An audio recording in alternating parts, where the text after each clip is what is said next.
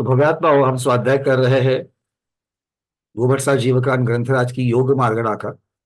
योग मार्गणा के अंतर्गत अब आचार्य भगवान ये जो योग हो रहा है जीव के साथ में, इस योग के परिणाम क्या क्या होते हैं, योग किसे कहते हैं, योग के भेद क्या है, इन सब की चर्चा हो चुकी।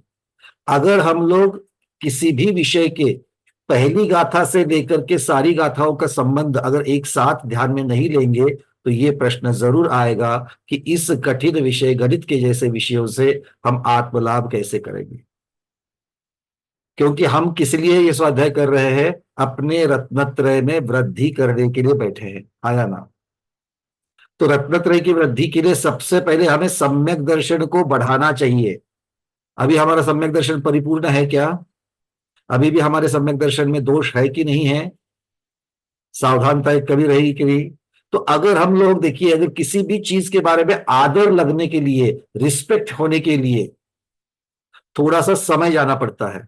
और वो आदर शुरुआत में तो आदर कैसे होता है, जैसे हमें माँ पिताजी ने बता दिया, आगम ने बता दिया ये पूज्य है, इनकी विनय करो, तो आपने ये आज्ञा सम्यक से लेकर के इसकी इनकी पूज्यता आपने स्वीकार करी और उनको कर रहे हो। दादाजी को, दादी जी को, नाना नानी जी को, घर में बड़े आए बुजुर्ग आए तो उनके हम पैर छूते कि नहीं छूते हैं? अब हो सकता है वो मिथ्या दृष्टि है, फिर भी उसके पैर छूते कि नहीं छूते हैं? पैर छूते हैं। क्यों छूते हैं? क्योंकि हमको बताया गया है कि बुजुर्ग है, इनको सम्मान देना चाहिए। तो ये ज्येष्ठता जो है, ये बुजुर्ग का जो है, ये गुणों के बारे में आनी चाहिए। महावीर भगवान ने क्या कहा है, ज्येष्ठता सिर्फ उम्र के साथ नहीं आती है, तो ज्येष्ठता गुण के साथ आती है। तो गुणों की वृद्धि जहां होती है, गुणों की उपलब्धि जहां पर होती है, वहां पर पूज्यता आती है। और ये पूज्यता सिर्फ लोक में नहीं, अपने समाज में नहीं, अपने परिवार में नहीं। आपके परिवार वाले अपने बच्चे वगैरह तो आपके पैर छुएंगे ही छुएंगे, आजकल तो वो भी मुश्किल हो गया। दूसरे परिवार वाले तो बच्चे अपने पांव छूने से रह गए। मतलब हम अपने परिवार में पूज्यता के कारण, सम्मान के कारण, उसके साथ साथ में आजू बाजू के परिवारों के साथ में, फिर अपने समाज में, फिर अपने राज्य में, फिर अपने देश में, और पूरे इस जितना भी आज उपलब्ध विश्व है उसमें पूज्यता के कारण बनने के लिए क्या क्या करना पड़ेगा, हमें उस प्रकार के गुणों की वृद्धि करनी पड़ेगी। तो गुणों की, कौन से गुणों की वृद्धि करनी है?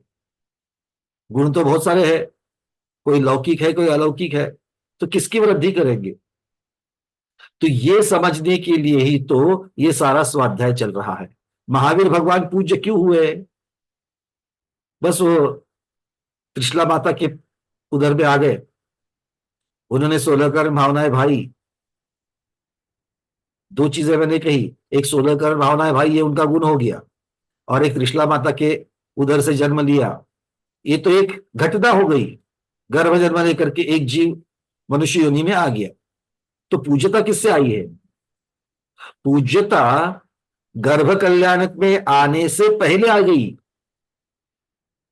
पूज्यता गर्भ कल्याणक में आने से पहले आ गई। कोई कितना भी कहे वो गृहस्थ में थे, वस्त्रधारी थे, आपके और हमारे जैसे थे, कुछ आपके और हमारे जैसे नहीं थे। बहुत सारे फर्क था, बहुत सारा फर्क था। अरे आज एक शास्त्रीय विद्वान दूसरे शास्त्रीय विद्वान को जय जितेंद्र कहना कि वंदना कहना, इस पर अटक जाते हैं। किसको मान देना है, किसको सम्मान देना है, इस पर अटक जाते हो। मतलब इतनी सूक्ष्मता से अपने ऊपर जब सम्मान की बात आती है तो इतनी सूक्ष्मता से देखते हो कि ये कब से स्वाध्याय कर रहे हैं, इन्होंने कितने ग्रंथों का स्वाध्याय किया है, इनका ग्रास्पिंग कैसे है, ये किस प्रकार से इनका वक्तृत्व है, ये किस प्रकार से विषयों को समझते हैं, क्या चारों अनुयोगों को समझते हैं। इतनी सारी चीजें लगाते हो, और ऊपर से कौन से गुरु के शिष्य है इसको भी लगा करके पूज्यता की बात सोचते हो। गुरु जितना बड़ा तगड़ा, उतना शिष्य भी तगड़ा। मानते कि नहीं मानते हो? मतलब जब खुद के ऊपर आती है बात, तब जाकर के इतनी सारी उसके ऊपर फैक्टर्स लगाते हो कि किसी को सम्मान देना है कि नहीं देना है। और जब महावीर भगवान की बात आती है तो वो हमारे जैसे ही थे। ये साधु भी बोल रहे हैं आजकल, गृहस्थ में भगवान तो आपके और हमारे जैसे ही थे, बोले है क्या? आपका कल्याण हुआ क्या? आप जब माता के गर्भ में आए, सौधर्मेंद्र महाराज का तो छोड़ो, पिताजी का तो आसन कंपायमान हुआ था क्या? बोलो। रत्नवृष्टि हुई थी क्या? जिनके चौथे पांचवी संतान होगी, अब चौथी संतान वापस आ रही है सोच करके पिताजी की यहाँ रत्नवृष्टि हुई थी, या अपनी पॉकेट अब खाली होने वाली है ये सोच करके पिताजी चिंतित हुए थे? क्या हुआ था? तो सोचो तो बात सही। सौदर महेंद्र आज वो सिर्फ 11 अंक का पार्टी है, पूर्व का पार्टी है, चर्चा करता है, सबके शुद्ध ज्ञान को इस प्रकार से धारण करता है, सभी कल्याणकों में जाकर के तीर्थंकरों की भक्ति आदि करता है, वो यजमान है। इतना महत्वपूर्ण जीव भगवान गर्भ में आने से पहले 6 महीने अपने आसन से उठकर जाकर अष्टांग नमस्कार करता है, रोंगटे खड़े हो जाते सोच करके। इतनी पूज्यता, ये पूज्यता कहां से आ गई? ये पूज्यता उनकी 16 कारण भावनाएं जो उन्होंने भाई है, उस 16 कारण भावनाओं से आ गई। ये सारा तीर्थंकर कर्म प्रकृति के सत्व का परिणाम है। इसका मतलब है कि 16 कारण भावनाएं भाना ये उनका उत्कृष्ट गुण था कि नहीं था? और ये क्या सहजता से होने वाला कार्य है? ये आपने और हमने किया है? नहीं किया है। तो बात ये है कि हमें किसी के बारे में जब पूज्यता होती है, देखो महावीर भगवान के बारे में, पार्श्वनाथ भगवान के बारे में जितनी कथाएं हमने सुनी है, जितनी कथाओं को देखा है, चर्चा की है, उतना ही हम उनको जानते हैं क्या उससे ज्यादा जानते हैं? आंखें बंद करके 2 मिनट के लिए बैठ जाओ, दो सब लोग आंखें बंद करके 2 मिनट के लिए बैठ जाओ। आज कुछ एक प्रयोग करेंगे, पार्श्वनाथ भगवान के बारे में करेंगे। पार्श्वनाथ भगवान आप सबको पता है कि अलग अलग जन्मों में उन्होंने किस प्रकार से उपसर्ग सहन किया, सब लोग मानते हो, सब लोग जानते हो। अब उसकी अनुभूति करने का प्रयास करो। पार्श्वनाथ भगवान ने जिन जिन उपसर्गों को सहन किया है, बुनी अवस्था में है और आकर के, या हाथी की अवस्था में है आकर के सर्प का दंश होना, आकर के पूरा का पूरा उनको निगल जाना,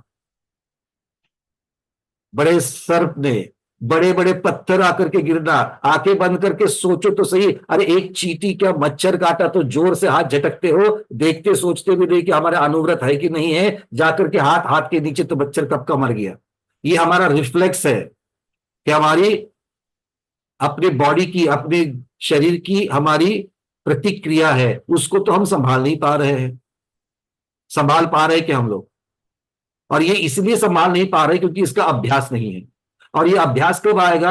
अगर हम लोग हर रोज उसके बारे में सोचेंगे तो। अब मानो अगर हम 2 मिनट के लिए आंखें बंद करके अगर सोचेंगे अरे इतना जोर से पत्थर आने वाला है और वो पत्थर भी लगने वाला है, या फिर सर्प काटने वाला है, या भाई ने, ये तो शारीरिक तो घटना ही हो गई सबसे पहले भाव में, मरुभूति के भाव में और कमट के भाव में, उसकी खुद की गलती ना होते हुए भी भाई के साथ में जिस प्रकार के उनका वर्तन रहा, भाई का जिस प्रकार से वर्तन रहा, क्या वो हमारे साथ में अगर कोई करे, हमारी गलती ना होते हुए हम दूसरे को अगर हम माफ कर रहे हैं और तो भी अगर वो हम पर अगर टूट पड़ रहा है तो हम किस प्रकार से रिएक्ट होते? इसको हम लोग अगर बड़े सूक्ष्मता से अगर हम चिंतन करेंगे तो पता चलेगा कि पार्श्वनाथ भगवान कितने महान थे। ये किसी के भी बस की बात नहीं है। 16 कर्म भावनाएं तो भगवान ने भाई भाई, पर उसके पहले भी उस जीव ने, एक नहीं दो नहीं, हमको जितने आगम से पता चलते हैं, प्रत्येक उनके जो जन्म धारण किए हैं, प्रत्येक जन्म में उन्होंने उत्तम क्षमा का गुण दिखाया है। क्या हम दिखा पाते हैं उतना? तो पार्श्वनाथ भगवान के बारे में जितना आप चिंतन करोगे उतनी उतनी उतनी हमें उनके बारे में भक्ति बढ़ती जाएगी। अभी हमारी भक्ति कैसे है? सावलिया पार्श्वनाथ भगवान की जय, संकट हर पार्श्वनाथ भगवान की जय, उवत्सक हर पार्श्वनाथ भगवान की जय। अरे सब में जो विशेषण लगे हुए हैं ना, वो हमारे प्रति लगे हुए हैं। भगवान हमारा उपसर्ग दूर करते हैं, भगवान हमारा संकट दूर करते हैं। श्यामलिया पार्षद भगवान के चरण स्पर्श करके वहां से आने से नरक तिर्यंश छूट जाएंगे। बदले में कुछ ना कुछ तो हमें मिल रहा है, इसलिए हम लोग जय जयकार कर रहे हैं। ध्यान से सुनना, बदले में कुछ ना कुछ तो मिल रहा है, इसलिए जय जयकार कर रहे हैं। अगर ऐसा नहीं होता तो विमलनाथ भगवान का भी इतना ही जय जयकार करते। नबीनाथ भगवान का भी इतना ही जय जयकार करते, उतना नहीं करते हो। क्यों नहीं करते हो? क्योंकि इससे लाभ क्या है, ये प्रश्न यहां पर है। तो बात मैं कह रहा था सम्यक दर्शन की। अगर सम्यक दर्शन को दृढ़ करना है तो उनके बारे में जानकारी करके उनकी पूज्यता कहाँ कहाँ है इसको हमें समझना है। चार चार बार हम लोग सब लोग इतना मिलकर के डिस्कशन कर रहे हैं तो गाथा समझने के लिए नहीं आ रही है, वो गणित समझने के लिए नहीं आ रहा है।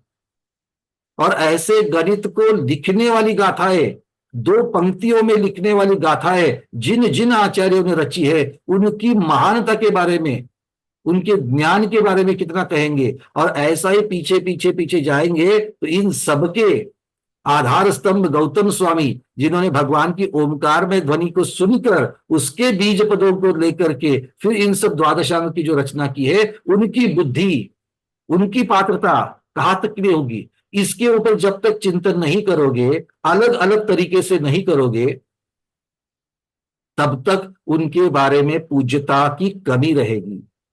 तो पूज्यता बढ़ानी है किसी के बारे में, किसी के बारे में श्रद्धान बढ़ाना है तो उनके बारे में ज्यादा ज्यादा ज्यादा जानना होगा और अलग अलग तरीके से जानना होगा। ये बात सिद्ध होती है कि नहीं होती है? देखो, हमारी माँ बहुत सुंदर खाना बनाती है, माँ बड़ी सुंदर खाना पकाती है, ठीक है। और हर रोज हम लोग खाना खा रहे आदतन हो गए, माँ के हाथ का खाने का आदतन हो गए। अब माँ के हाथ के खाने का जब आदतन हो गए तो इनडायरेक्टली दिन ब दिन हम लोग आदतन होने की वजह से उसके बारे में सोचना कम हो जाता है। और सोचना कम हो जाता है तो इसके लिए उसके प्रति जो हमारा आदर है, उसके खाना बनाने के प्रति, उस गुण के प्रति की बात कर रहे हैं। वो एक दिन से क्या होता है, एक आध दिन, बहुत दिन के बाद में माँ वो व्यंजन बनाती है और एकदम से हमें इतना अच्छा लगता है तो हम फिर से सोचते हैं अरे माँ को ये भी चीज इतनी सुंदर बनाने के लिए आती है। ये चौंकना जो है, ये सरप्राइज जो है, अरे ये भी आती है, मतलब क्या है, ये भी आती है। ये जब गुण जानते हैं तो एक गुण नहीं, अलग अलग गुण है, इनको जब जाना जाता है तो पूज्यता और बढ़ जाती है, हमारा श्रद्धान और बढ़ जाता है। हाँ या ना? अगर कोई गुरु है, गुरु आपको कुछ उपदेश दे रहे हैं, एक विषय के ऊपर उपदेश दे रहे हैं, और जब देखते हैं कि अरे इतना ही नहीं, इनमें कितनी सरलता है, इनमें कितनी निरागसता है, और अलग अलग प्रसंगों में ये चीजें दृष्टिगोचर हो जाती है, तब क्या उनके प्रति पूज्यता बढ़ती है कि नहीं बढ़ती है? सम्मान बढ़ता है कि नहीं बढ़ता है? तो इसका मतलब यह है कि जिस विषय वस्तु, जिस व्यक्ति के बारे में, जिन ज्ञान के बारे में, जिन चर्चाओं के बारे में हमें हर बार नई नई नई चीज जहां पर मिलती है, उस नई चीज को हमें ग्रहण करना है ताकि हमारा सम्यक दर्शन बढ़ जाए और हमारा सम्यक ज्ञान बढ़ जाए। पिछले हफ्ते हमारा जितना सम्यक ज्ञान था और इस हफ्ते हमारा जितना सम्यक ज्ञान है, क्षयक्षम को हटा दीजिए, किंतु हम लोगों ने ऊपर से जो ग्रहण करने का प्रयास किया है एक हफ्ते पहले और अभी का, उसमें फर्क है कि नहीं है? अविभाग प्रतिच्छेदों का फर्क है कि नहीं है? आज मैं आप ही की भाषा में बात करूंगा। अविभाग प्रतिच्छेद बढ़ गए कि नहीं बढ़ गए? हमारी शक्ति के, ज्ञान की शक्ति बढ़ी कि नहीं बढ़ी? क्यों बढ़ी? आप लोग डट करके, समझ में आए नहीं आए तो भी हम लोग इसको सीखने के लिए बैठे कि नहीं बैठे हैं? इस उम्र में हाथ में पेन लेकर के कॉपी पेन में गणित कर रहे हैं कि नहीं कर रहे हैं? कर रहे हैं। तो इससे मेरा सम्यक ज्ञान भी बढ़ रहा है कि नहीं बढ़ रहा है? और जब मेरा सम्यक दर्शन और सम्यक ज्ञान बढ़ रहा है तो इसी ज्ञान के द्वारा मुझे ये पता चल रहा है कि मेरा आज का जो आचरण है, वो आज का आचरण मोक्ष मार्ग पर चलने के लिए कम पड़ रहा है और की जरूरत है। जितना मैंने कमाया था उसके ऊपर मेरी संतुष्टि हो रही थी, पर इतने मात्र से मुझे मोक्ष मिलने वाला नहीं है, मुझे और भी आगे बढ़ना है, मुझे और भी आगे बढ़ना है। ये कब पता चलता है? कि जिनके ऊपर हम श्रद्धान कर रहे हैं उनकी जितनी पात्रता है ये हर बार नए सिरे से समझती है और मुझे वहां तक पहुंचना है, इसलिए अपने कमतरता और उनकी पूज्यता जब दिखती है तब हमारे सम्यक दर्शन और ज्ञान के द्वारा आचरण में भी हम आगे बढ़ते हैं, आचरण में भी हम आगे बढ़ते हैं। तो ये भले दिखने के लिए रुक्ष विषय लगे, कठिन विषय लगे, गणित जैसा लगे, तो भी इससे हमारे रत्नत्रय में वृद्धि हो सकती कि नहीं हो सकती है? रादर मैं तो कहूंगा होती है। और इस रत्नत्रय की जो वृद्धि है, उस रत्नत्रय की वृद्धि को आंखों के सामने रख करके, उसके फायदा रख करके, उस पर श्रद्धान रख करके हमें एक एक शब्द को ग्रहण करना है।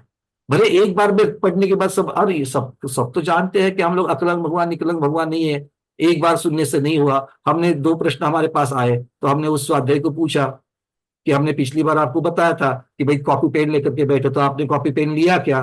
बोले नहीं, कॉपी पेन तो नहीं लिया था। अब इस उम्र में हमसे लिखा नहीं जाता है। चलो ठीक है, मान लिया इस उम्र में लिखा नहीं जाता है।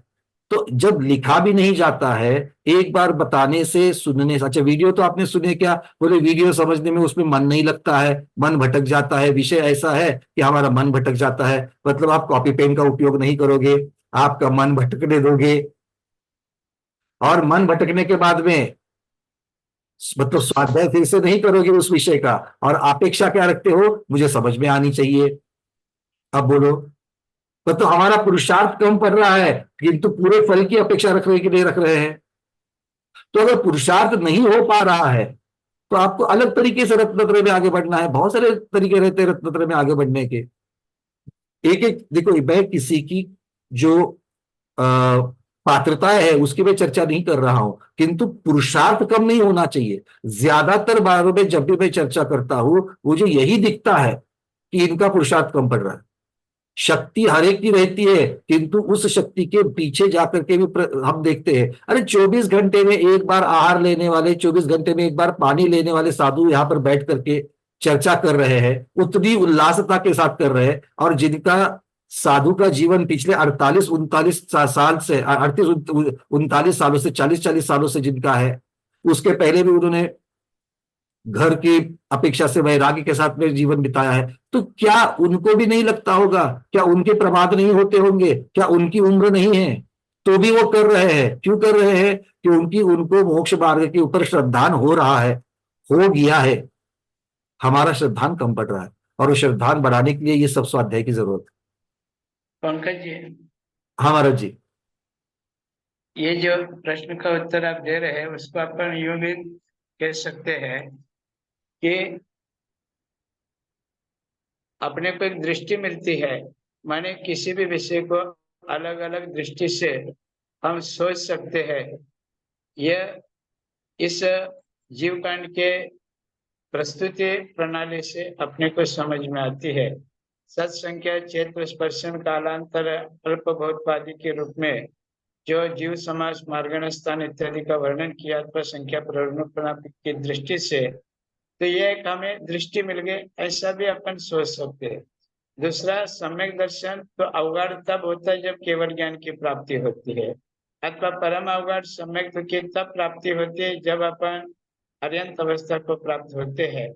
तो उसकी पूर्व भूमिका है जिसको अपन सूत्र सम्यक कह सकते हैं अथवा बीज सम्यक कह सकते हैं। यहाँ भी चर्चा अनंत की हो रही है, अनंत द्रव्य, अनंत गुण और अनंत पर्याय की चर्चा हो रही है।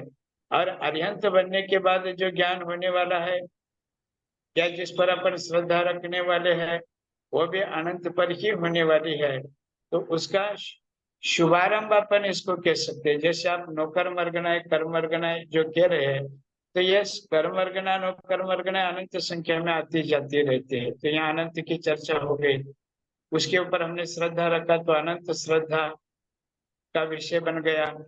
उसका ज्ञान हो गया तो अनंत संबंधी ज्ञान होने से अनंत कैवल्य प्राप्त करने के लिए उसका शुभारंभ हमने बीज के रूप में, सूत्र के रूप में किया। और अनंत बनने के बाद समत्व समग्र लोक के प्रति अथवा समस्त द्रव्य गुण पर्याय के प्रति जो समभाव रखना है, इसे जान करके जो अनंत अवस्था में संभव है उसका शुभारंभ तो अभी से किया। माने जो कुछ अपन जो समझ रहे, कठिन विषय जब अपन पढ़ते तब मन की एकाग्रता होती है। दूसरी बात, मन की एकाग्रता किए बिना कठिन विषय समझ में नहीं आता। जब मन की एकाग्रता होती है तो असंख्यात गुणी कर्म निर्जरा होती है, असंख्यात असंख्यात गुणी कर्म निर्जरा होती है, तो ज्ञानावरणी कर्म का क्षोभक्षम होता है। तो ज्ञानावरणी कर्म का जैसा जैसा क्षोभक्षम होगा वैसे और भी अविभाव प्रतिच्छेद के रूप में और भी हम सूक्ष्म रूप में उसको पहुंच सकते हैं। जब समग्र विषय को जानने के लिए पूरी शक्ति पूरी ताकत अपन एकाग्रता से लगाते हैं तो वीर्यांतराय कर्म का क्षोभक्षम होता है। आने वाले जो अंतराय कर्म की बाधाएं थे वो भी छट जाती है। कुल मिला करके ये सिर्फ ज्ञान करने का ही प्रयास नहीं है, ये घाती कर्मों को धीरे धीरे शिथिल करने का यह प्रयास है। और उसके लिए प्रथम भूमिका, प्रथम श्रेय जाते हैं वो मन की एकाग्रता। और श्रद्धा से सुन रहे, यहाँ पर जो क्या है, आज्ञा सम्यक की पालना हो रही। करण माने गणित, करण माने परिणाम भी होता है, उससे भी अपन समझ रहे हैं। तो ये करण सम्यक भी कारण है। आत्मानुशासन ग्रंथ में सम्यक दर्शन के 10 वेद जो किया है वो अलग अलग दृष्टियों से किया है। इसलिए कभी सरल विषय आएगा, कभी कठिन विषय आएगा, लेकिन यह बात जरूरी है कि जो प्रारंभिक किसी से सुन करके इस स्वाध्याय में समाहित हो गए तो उनको बिल्कुल प्राथमिक ज्ञान भी नहीं है, तो उनको जरूर ये विषय थोड़ा सा क्लिष्ट लगेगा जरूर, क्योंकि हम संघ में प्रवेश किए तो हठात पहले दिन ही शिष्य को कोई चटकंडागम लेकर के अथवा जय धवल लब्धि सर छपना सर तो पढ़ाते नहीं है ना। तो उनको उस योग्यता के अनुसार ही पढ़ाया जाता है और समझाया जाता है। तो दोनों बातें दोनों दृष्टि से सही है, अपने अपनी योग्यता के अनुसार बात समझ में आने वाली है। बहुत सुंदर गुरुदेव। मुझे लगता है मैंने जितना भी कहा था उससे एक ही चोट आचार्य भगवत ने बताया जो आपके बहुत समझ में आई होगी कि इन सबका संदर्भ जो है ये घाती कर्म के क्षय उसका जो गलना है उसकी तरफ हो रहा है। तो अब इसको तो ये तो बड़ा फायदा है। अरे हाय आदा बनियो बोलो, है कि नहीं? ये घाती कर्म की बात सीधे सीधे महाराज जी ने करी है। तो इसका मतलब है अब तो डट, और मैं इसके ऊपर पूरा विश्वास है मुझे मेरे स्वाध्याय के ऊपर। क्यों? क्योंकि अरे एक की भी गलती नहीं, मतलब कम नहीं हो रहे हैं। अब भी अभी देखो 200 के ऊपर नंबर चला गया है हर रोज, और कई कई जगह पर 3 3 4 4 लोग बैठे हैं डट करके। इतना कठिन विषय चल रहा है, क्लिष्ट विषय समझ चल रहा है, तो भी हर रोज उतने स्वाध्यायी आते हैं, बैठते ही बैठते हैं। इसका मतलब है कि हम बिल्कुल सही रास्ते पर चल रहे हैं और सभी स्वाध्याय भी बहुत सुंदर स्वाध्याय कर रहे हैं। तो अब इस प्रकार से अब अपने विषय की तरफ आते हैं। अब इस विषय को मैं जो आपको चाहता हूं कि ये योग मार्गना का विषय अभी जो गणित का चल रहा है वो और बिल्कुल हमारे दिमाग में ऐसा प्रश्न आना स्वाभाविक है कि भाई अभी जो इतना कठिन है, क्योंकि एक तो मन जो है वो मन तृप्त हो रहा है कि पहले से जितना सरल सरल भाग था उतना सुनने से मन तृप्त हो गया था, और अब थोड़ा सा कठिन आने पर थोड़ी सी हिचकाचाहट हो रही थी। कोई बात नहीं, पहला और दूसरा इन दोनों को अगर हम जोड़ करके देखेंगे तो अब तक हमने किसकी चर्चा करी थी योग मार्गना में? योग के भेदों को देखा, मन वचन काय के निमित्त से होने वाले योग को देखा, एक जीव के जिसमें निवृत्त पर्याप्त काल में किस प्रकार से योग होते इनकी चर्चा की, और अब जाकर के वो जो योग से होने वाला आत्मा का जो परिस्पंदन है उसके कार्यों की चर्चा हो रही है। क्योंकि उसका कार्य नो कर्म और कर्म को खींचना है जो हमें साक्षात संसार में अटका रहा है। उसके कारण की चर्चा हम लोग कर रहे हैं। हम लोग संसार में क्यों है? कर्म की वजह से, शरीर के साथ में है, आया ना? कर्म का आश्रय क्यों हो रहा है? कर्म का आश्रय क्यों हो रहा है? योग और कषाय, इन दो चीजों की वजह से हो रहा है। कषाय के ऊपर तो और बड़ी विस्तृत चर्चा कषाय मार्गना में और होगी। यहाँ पर योग की चर्चा हो रही है, तो योग की चर्चा में हम ये जान पा रहे हैं कि अपनी आत्मा में जितना परिस्पंदन तीव्र होगा, जितना परिस्पंदन मंद होगा, योग कम ज्यादा कहाँ कहाँ होते हैं इस अभी तक वो चर्चा और भी आगे आएगी। जैसे यम मध्य की चर्चा हमने की थी, उत्कृष्ट योग के जो, क्योंकि अभी तो हम बिल्कुल नहीं जानते कि निवृत्त पर्याप्त अवस्था में योग हमारा अच्छा होता है या पर्याप्त अवस्था में योग अच्छा होता है। कब हम ज्यादा कर्म को खींचते हैं, कब हम ज्यादा नुकर्म को खींचते हैं, इसकी चर्चा संख्या की अपेक्षा से वर्णन हो रहा है। संख्या की अपेक्षा से जो कर्म पुद्गल परमाणु आएंगे उनके ऊपर कषाय की अपेक्षा से स्थिति और अनुभाग पड़ेगा। वो कितने तगड़े होंगे, कितनी ज्यादा देर तक आपको सताएंगे, इसकी अपेक्षा से वर्णन होगा। मतलब हम संसार में क्यों है, संसार में अब तक संसार से मुक्त क्यों नहीं हुए, उनके कारणों की चर्चा चल रही है। इतना महत्वपूर्ण विषय ये चल रहा है, इसको गणित की अपेक्षा से मत सोचना। और जब तक हम ये नहीं जानते हैं कि भाई कितना तीव्रता से जितना खींचा, ये खींचने के बाद में इसका क्या हुआ, ये कैसे कैसे बंधा, तो एक समय में अनंत बंधा था, क्या अनंत आया तो इमीडिएटली अनंत चला गया क्या? अरे नहीं, प्रति समय में थोड़ा थोड़ा थोड़ा थोड़ा उसमें से जाने वाला है। इसका मतलब है अगर हम जल्द से जल्द मोक्ष पाना चाहते हैं तो हमें क्या करना पड़ेगा? वो जो निर्जरा है, वो जो खिरने वाली जो अवस्था है कर्म की, उसको फास्ट करना पड़ेगा। वो फास्ट कैसे कर सकते हैं? एक तो लेते वक्त ही कम ले लो, एक तो लेते वक्त ही एक ले लो, और फिर जल्द से जल्द उसको खत्म कर लो। इन्हीं चीजों की चर्चा इस गोबर सार जीव कांड में चलेगी। इसलिए अब एक बार नहीं, बार बार बार बार बार बार इसकी चर्चा करते रहो। गुरुओं के मुख से हमने यही सच सुना है, 50 प्रकार के ग्रंथ पढ़ने से एक ग्रंथ को इतना वो आपके लिए लाभदायी ग्रंथ है, वो ग्रंथ को लेकर के आप एक ग्रंथ का 50 बार स्वाध्याय करो, तो आपको जितना फायदा होगा उससे ज्यादा फायदा 50 ग्रंथ एक साथ या एक बार 1 बाय 1 पढ़ने से नहीं होगा। इस बात को समझ लो। हमारी वृत्ति क्या होती है, और अभिषेक पूजन में भी यही बात है। सब लोग ध्यान से सुनना इसको, आज विषय निकला है तो। अगर मान लो किसी क्षेत्र पर जाते हैं तो किसी किसी कोई कोई जीव हमारे साथ में जो रहते हैं उनकी ये रहती है, अरे यहाँ पर 10 जिन मंदिर है, 10 के 10 जिन मंदिर की हमें वंदना करनी है, बिल्कुल अच्छा विचार है। 10 के 10 जिन मंदिरों की भी आपको वंदना करनी है, वंदना जरूर करो, पर उसमें से एक तो भगवान के सामने रुक करके तरीके से जो वंदना करनी है उस तरीके से वंदना करी क्या आपने? आपके भाव वहां पर लग गए थे क्या? वहां पर वो उस मूर्ति के जो भाव है, प्रत्येक मूर्ति में भाव अलग अलग होते हैं, तो उस मूर्ति के भावों की तरफ आपकी बात चली गई, वीतरागता देखी। जो स्तोत्र आप वहां पर कह रहे थे, क्या वो स्तोत्र आपने वहां पर पढ़ा के नहीं पढ़ा? वो पढ़ते वक्त आपको उसके एक एक शब्दों के ऊपर आपका उपयोग लग रहा था कि नहीं लग रहा था? अगर ये सब कुछ अगर आपका नहीं हुआ दर्शन करते वक्त, 8 क्या 80 भी जिदालयों की अगर आपने वंदना करी, तो जितना फल मिलेगा, मिलने वाला था, उतना फल नहीं मिलेगा। मैं फल नहीं मिलेगा ऐसा नहीं कह रहा हूं, क्रिया मात्र से फल मिलेगा, किंतु जितना मिलना चाहिए था उतना नहीं मिलेगा। आपने दुकान खोली है, हर रोज आपके खर्चों को देख करके कम से कम आपको हर रोज उस दुकान से 10,000 रुपए की तो कमाई होनी चाहिए, बिक्री होनी चाहिए 10,000 की, तब जाकर के उसमें से जो प्रॉफिट आएगा उसके ऊपर आपका घर चलेगा। तो आपने दुकान खोली, आज 5,000 की बिक्री हो गई, कल 8,000 की हुई, अरे बिक्री तो हुई, किंतु जितनी होनी चाहिए थी उतनी हुई क्या? नहीं, उससे जिससे घर चले उतनी नहीं हुई। तो अभी भी हमारा घर चले, कैसा घर?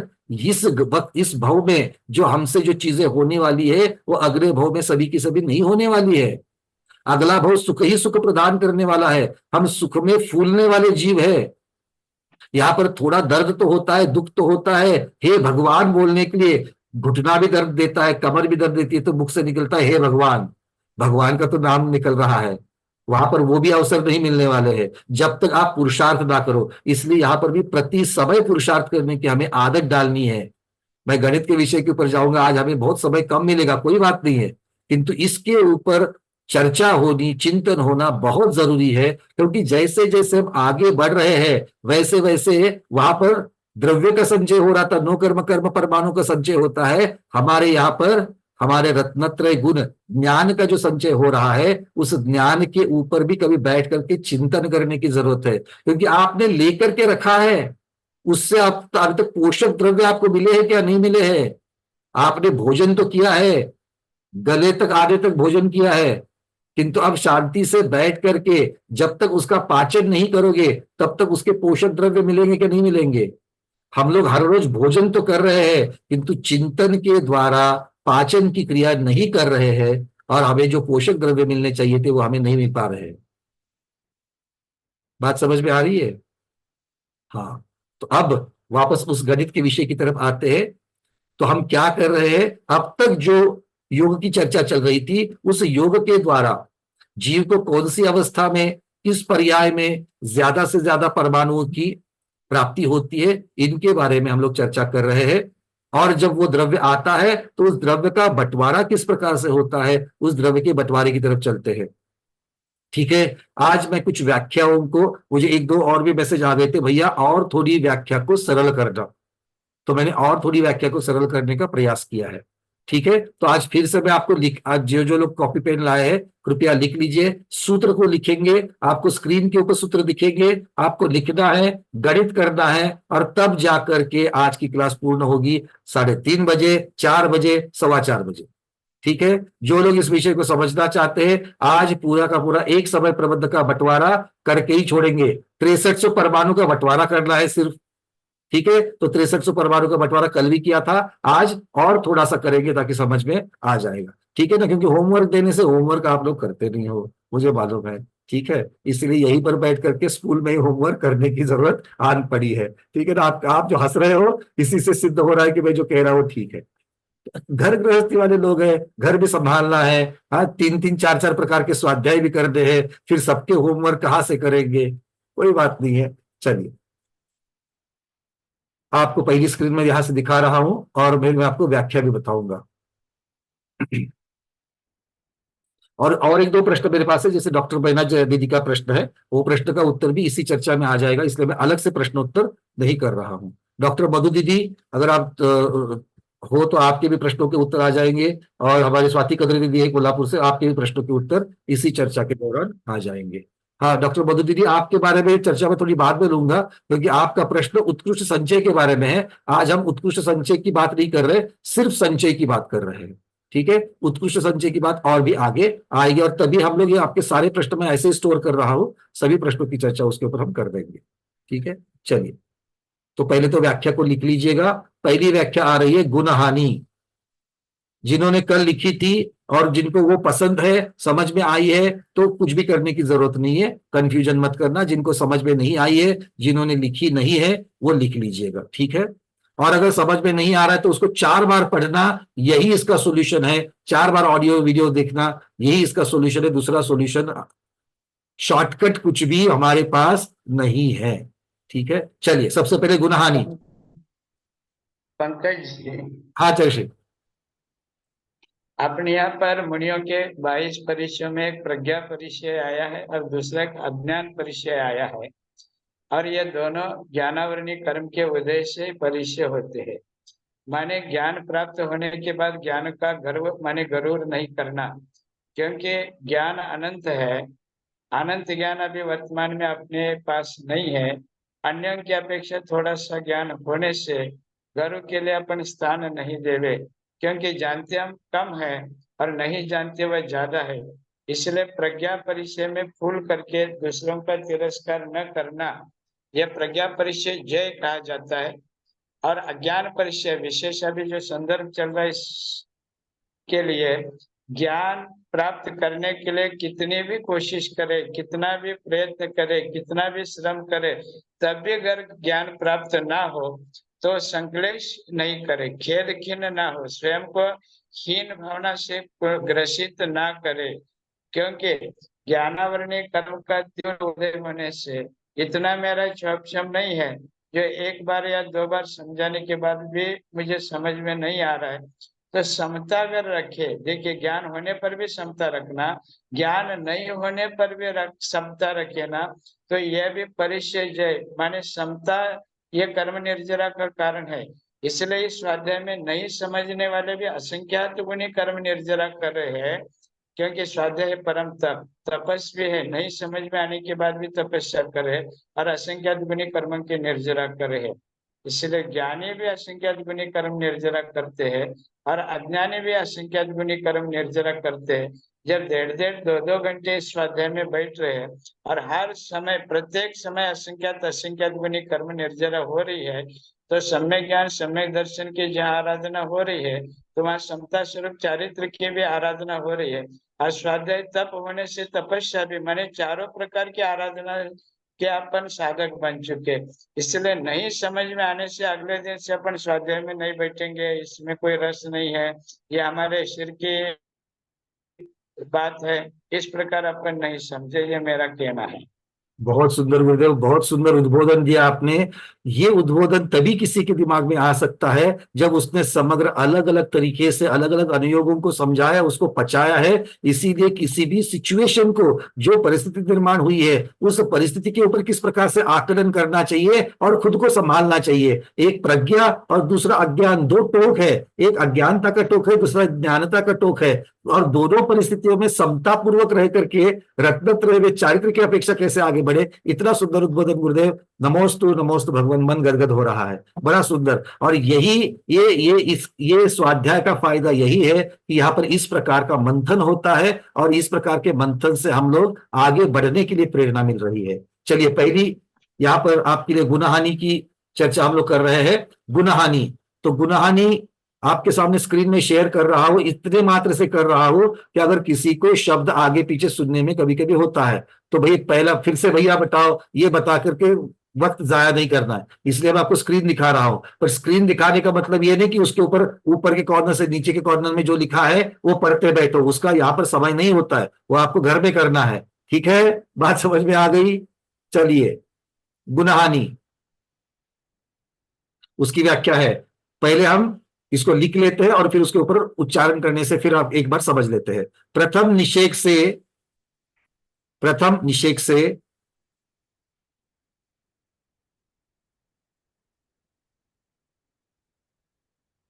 प्रति समय, प्रथम निषेक से प्रति समय गुणाकार रूप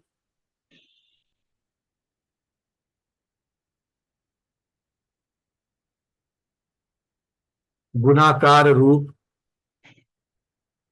द्रव्य प्रमाण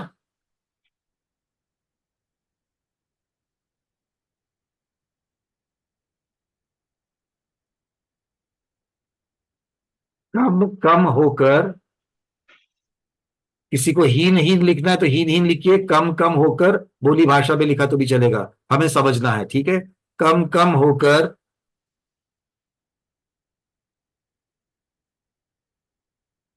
वह आधा होने के लिए, वह आधा होने के लिए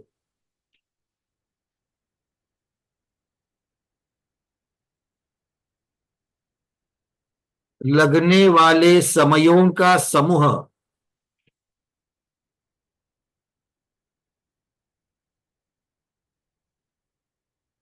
लगने वाले समयों का समूह,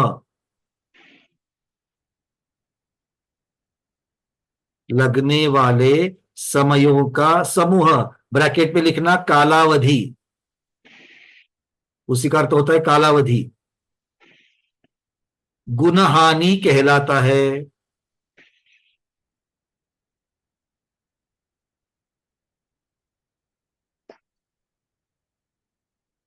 हाँ, अब पेन को नीचे रखो और जो मैं कह रहा हूं उसका आपने अपने नोट्स में देखना है जो मैं यहां से बता रहा हूं। ठीक है, देखो क्या क्या लिखा है। प्रथम निषेक से मतलब पहला निषेक, पहला निषेक किसे कहते हैं? जो द्रव्य पहले समय में खिलने वाला है वो। ठीक है, तो उसका जो द्रव्य प्रमाण है वो द्रव्य प्रमाण प्रति समय, हर समय हीन हीन होना है, कम कम होना है। कैसे होना है? गुणाकार रूप से होना है। गुणाकार रूप से का अर्थ क्या होता है? वो समान गुण रूप हो डॉक्टर बहना दीदी, समान गुण रूप भी हो और असमान गुण रूप भी हो सकता है। यहां पर समान गुण रूप की चर्चा चल रही है, मतलब पहले निषेक से दूसरे निषेक में जितना प्रमाण कम हुआ उतना ही दूसरे से तीसरे में, तीसरे से चौथे में, ऐसा अंतिम समय तक चलेगा। और फिर दूसरी गुणहानि में वो प्रमाण बदल जाएगा। तो सब जगह पर प्रमाण गुणाकार गुणाकार गुणाकार रूप में ही है, किंतु कहीं पर समान है और फिर एक और दो गुणहानि की चर्चा करेंगे तो वो असमान में हो जाता है। इस प्रकार से समझ लेना। ठीक है, तो चलिए, हमने क्या रखा था? प्रथम समय जो है, प्रथम निषेक जो है, उस निषेक में जितना द्रव्य है वो द्रव्य गुणाकार रूप से प्रति समय कम कम कम होते जा रहा है, और वो आधा होने तक जितना कालावधि लगता है उसे गुणहानि कहते हैं। सिंपल व्याख्या हो गई कि अभी पहले निषेक में जितना मटेरियल है वो आधा होने तक प्रति समय उसको कम कम कम कम कम करते जाना। और कैसे कम करते जाना? गुणाकार रूप से। गुणाकार रूप से मतलब जितना प्रमाण है उसी प्रमाण के साथ में उसको कम करते जाना। तो आधा होने के लिए जितना समय लगेगा उसको क्या कहते हैं? गुणहानि कहते हैं। घर में बासुंदी बनाते कि नहीं बनाते हो? बासुंदी, हाँ। तो जैसे आपने दूध ले लिया, दूध आपने अपने पतीले में ले लिया, बर्तन में ले लिया, तो दूध अभी सिर्फ गर्म हो गया, दूध उबल गया, तो बासुंदी हो गई क्या? दूध को उबालने से बासुंदी हो जाएगी क्या? एक बार दूध आपने गैस चालू कर दिया और एक सिंपल उबाल आ गया तो बासुंदी हो गई क्या? बासुंदी परोसोगे क्या? कोई नहीं खाएगा, ये तो दूध है अभी भी। फिर क्या करना पड़ेगा? उसको उसको और घोटते रहना, और उबालते रहना, और उबालते रहना, और उबालते रहना। उबालते रहने से क्या होगा? प्रति समय पानी का अंश निकल के जा रहा है, प्रति समय पानी का अंश निकलते जा रहा है। निकलते जा रहा है कि नहीं निकलते जा रहा है? और थोड़ी देर के बाद में हमको वहां पर द्रव्य मतलब जितना दूध लिया था वो पतीले में आधा दिखाई चालू हो जाएगा। तो आधा उड़ गया, क्या उड़ गया, आधा पानी जो था वो उड़ गया और बासुंदी बन गई। तो ये जो दूध की पहले की स्थिति थी, उस स्थिति से दूध आधा होने के लिए जितना कालावधि लगा वो गुणहानि है। भाई समझे कि नहीं समझे? आज लड्डू नहीं है, आज बासुंदी ने आपको तार दिया। ठीक है, कम हुआ कि नहीं हुआ? तो जितना समय लगा, प्रति समय ऐसा हुआ क्या कि बीच में 3 सेकेंड दूध ने आराम किया, उबला ही नहीं, फिर 3 सेकेंड के बाद में फिर डबल उबला, ऐसा तो नहीं हुआ, क्योंकि नीचे जितना गैस का जितना फ्लेम थी उसी के ऊपर, जोत के ऊपर ही चल रहा है। समान रूप से गर्मी लग रही है उसको, तो समान रूप से कम कम कम होते जा रहा है, उबलते उबलते जा रहा है। ठीक है भाई, समझ में आ गया गुनहानी किसे कहते हैं? बासुंदी बनाने को गुनहानी नहीं कहते हैं, बासुंदी बनने के समय को गुनहानी किसी अपेक्षा से कह सकते हो, क्योंकि प्रथम निषेक जो है, प्रथम निषेक का जो द्रव्य है वो समान गुणाकार रूप से घटते घटते घटते आधा होने के लिए जितना समय लगता है वो गुणहानि कहलाता है। चलिए अब दूसरी व्याख्या, गुणहानि आयाम। दूसरी व्याख्या गुणहानि आयाम।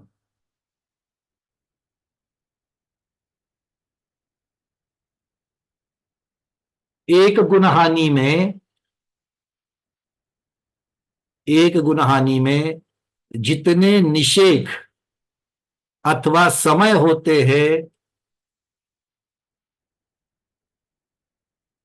जितने निषेक अथवा समय होते हैं उसे गुणहानि आयाम कहते हैं।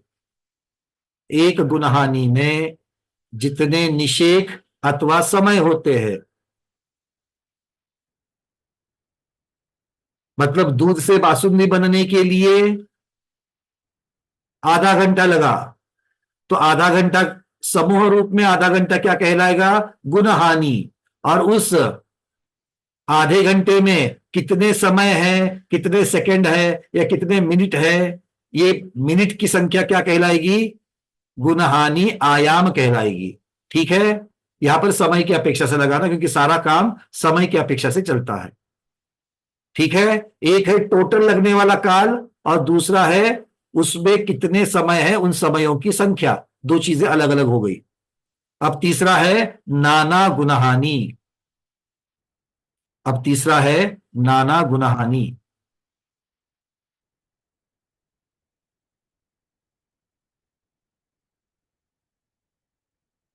शरीर की उत्कृष्ट स्थिति में, शरीर की उत्कृष्ट स्थिति में जितनी गुणहानियां होती है,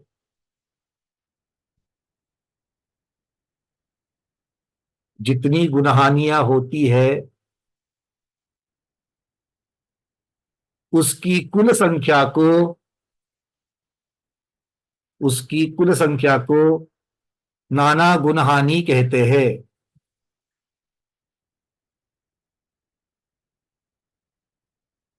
उसकी कुल संख्या को नाना गुणहानि कहते हैं। ठीक है, तो शरीर अगर मान लो हमारा भी शरीर 80 साल चलने वाला है, तो 80 साल में एक एक गुणहानि अगर अंतर मुहूर्त की है, एक एक गुणहानि अंतर मुहूर्त की है, मतलब क्या है? एक पहले निषेक में समय प्रबंध में आया हुआ जो पहले निषेक का जो द्रव्य है उसको आधा होने के लिए अंतर मुहूर्त लगता है, तो वो अंतर मुहूर्त गुणहानि कहलाएगा। तो ऐसे एक सेट, एक गुणहानि अंतर मुहूर्त की है, तो पूरे 80 साल के शरीर की जो स्थिति है उसमें कितनी गुणहानियां होगी? तो 80 साल डिवाइडेड बाय अंतर मुहूर्त। ठीक है, ये गणित का जो उत्तर आएगा वो संख्या जो आएगी वो संख्या कहलाएगी नाना गुणहानियां, क्योंकि उतनी गुणहानि की संख्या पूरे शरीर के उतने स्थिति में हो जाएगी। ठीक है, क्लियर है ये तीसरा भी? ये सिंपल सिंपल चीजें हैं। अब चौथा, अगला है अन्योन्याभ्यस्त राशि। अन्योन्याभ्यस्त राशि, स्क्रीन यहां से भी शेयर कर रहा हूं, देख लेना एक बार शब्द को, गलत मत लिखना। ये पद के पहले कॉलम में 2 नंबर का पैरामीटर है, देखिए ऊपर वाले चार्ट में बीच में जहां पर पद लिखा है वो पद के नीचे देखना, दूसरी लाइन में है अन्योन्याभ्यस्त राशि। अ आधा न, यज्ञ का य, उसको ओ की मात्रा, अन्यो न्या, आधा न, य, आ की मात्रा, अन्यन्या, भ्यस्त, आधा भ उसको य और आधा स उसको त, भ्यस्त, अन्योन्याभ्यस्त राशि। इसका क्या लिखेंगे?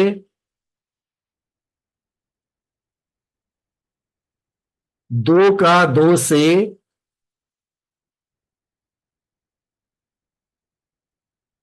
दो का दो से, दो संख्या दो, उसका संख्या दो से, नाना गुण हानि की संख्या प्रमाण, नाना गुण हानि की संख्या प्रमाण गुणाकार।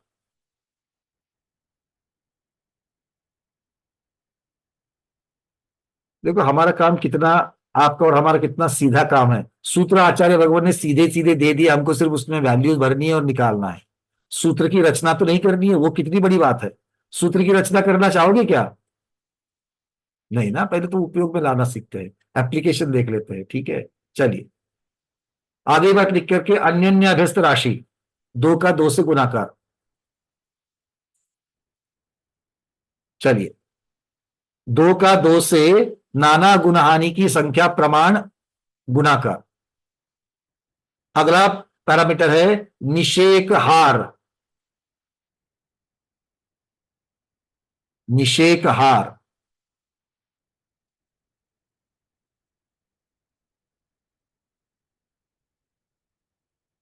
गुणहानि आयाम के, गुणहानि आयाम के दुगना प्रमाण,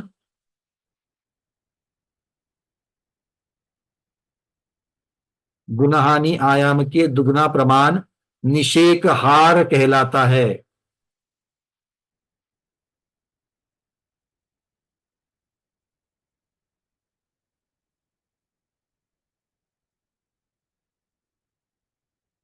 चलिए अब अंक संदृष्टि का उदाहरण लिखते हैं। अंक संदृष्टि का उदाहरण नीचे लिखिए, अंक संदृष्टि उदाहरण। हाँ कनकमाला दीदी। भैया जी दो कहाँ से आए? कौन सा दो? ये दो का, दो से 6 बार गुणा करना है, दो कहाँ से आए? दो का छह, हाँ वो देखिए, ये जो गुणाकार होता है गणित में, तो वो दो की पावर के साथ में किया जाता है, ये गणित के नियम है। तो ये सारे जो चीजें हैं ना, इसमें तर्क का भी कुछ नहीं लगाना है, ये ऐसा ऐसा है, उसमें सिर्फ हमको वैल्यूज डालनी है, ठीक है ना। क्योंकि गणित का नियम ऐसा क्यों है, तो गणित के मूल सिद्धांत में घुसना पड़ेगा, ठीक बात है। ठीक है ना। हाँ अच्छा, उसको तो मान लेते हैं, वही अच्छा है हमारे लिए। चलिए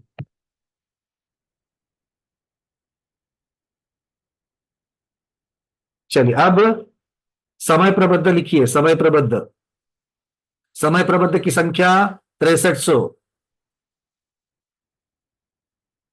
समय प्रबद्ध की संख्या 6300, 6300 समय प्रबद्ध। ये क्या है, इतने परमाणु एक समय में बंधे, अब इनका बंटवारा करना है हमें। तो बंटवारा कैसे करना है, ये इस उदाहरण का लक्ष्य है, टारगेट है। तो 6300 परमाणु का हमें बंटवारा करना है। कैसे करना है? आगम की विधि के अनुसार करना है, जैसा मुझे चाहिए वैसे नहीं करना है, ठीक है ना। देखो मार्केट से आप चले जाते हो, सुपरमार्केट, मॉल में आजकल जाते हैं, डीमार्ट में वगैरह जाते हो, जाते कि नहीं जाते हो, और वहां से बहुत सारी चीजें लेकर के आते हो। तो जैसे आपने 3 प्रकार की दालें लाई, तो 3 प्रकार की दाल के पैकेट्स है ना। फिर चाय पत्ती का, चाय का पाउडर जो रहती है उसका कोई पैकेट साथ में आया, चीनी लाई, आटा लाया, बहुत सारी चीजें लाई। आटा रेडीमेड नहीं लाया, पीसने वाला पीस करके लेके आए, है ना। तो ऐसा सब लेकर के आए। अब लेकर के आने के बाद में आते वक्त तो थैली में आया था, वो थैली ऐसे ही रखते हो क्या? नहीं, घर में जाने के बाद क्या करते हो, उसका अलग अलग कंटेनर्स में, अलग अलग डिब्बों में बंटवारा करते कि नहीं करते हो। जहां पर दाल जानी है वहीं पर दाल जाएगी। अगर मान लो दाल आधा किलो है तो उसके लिए 5 किलो वाला डब्बा लगाओगे क्या, 5 किलो के डब्बों में आधा किलो दाल डालोगे क्या, नहीं डालोगे। तो उसके लिए अपना अपना एक मालूम रहता है कि भाई ये डब्बा दाल का है, उसमें ही दाल डली जाती है, हाँ या ना। तो ये बंटवारा जो कर रहे हो आप अपने अपने हिसाब से वैसे ही वैसे करते हो, या अपनी मर्जी जो चाहिए वैसे करते हो, है ना। तो एक विधि है, उस विधि से करते हो, यहां भी बंटवारा विधि के द्वारा ही करना है। ठीक है, चलिए। तो समय प्रबंध का वैल्यू है 6300। स्थिति, शरीर की स्थिति है 48 समय। दूसरा पैरामीटर आपको दिया जा रहा है, शरीर की स्थिति 48 समय। गुणहानि आयाम, गुणहानि आयाम 8 सेकेंड, 8 समय, सेकेंड नहीं, 8 समय। गुणहानि आयाम कितना है, 8 समय। अच्छा, सुभद्रा दीदी ने महेंद्र कुमार जी को हमारे काम पर लगा दिया, वो लिख रहे हैं और ये सुपरविजन कर रही है दीदी। कोई बात नहीं, दोनों मिलकर के, हमारी तो बहुत बड़ी भावना है, दोनों मिलकर के शपथ श्रेणी चढ़ना साथ में, ठीक है ना। चलिए, नहीं नहीं, बहुत बढ़िया सर, हमें पूरा विश्वास है आपके स्वाध्याय के ऊपर। चलिए आगे बढ़ते हैं। नहीं, हम ये देख रहे हैं कि आप सारा पुरुषार्थ कर रहे हो लिखने का, और सुभद्रा दीदी देख रहे हैं कि आप ठीक से लिख रहे हैं कि नहीं लिख रहे हो। चलिए आगे बढ़ते हैं।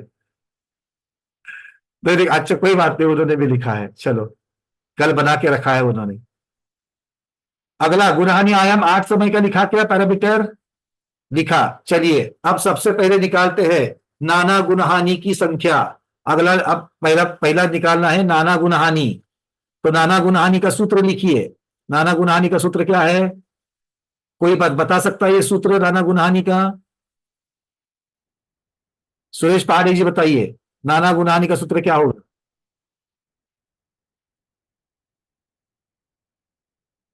सुरेश जी अनम्यूट करिए।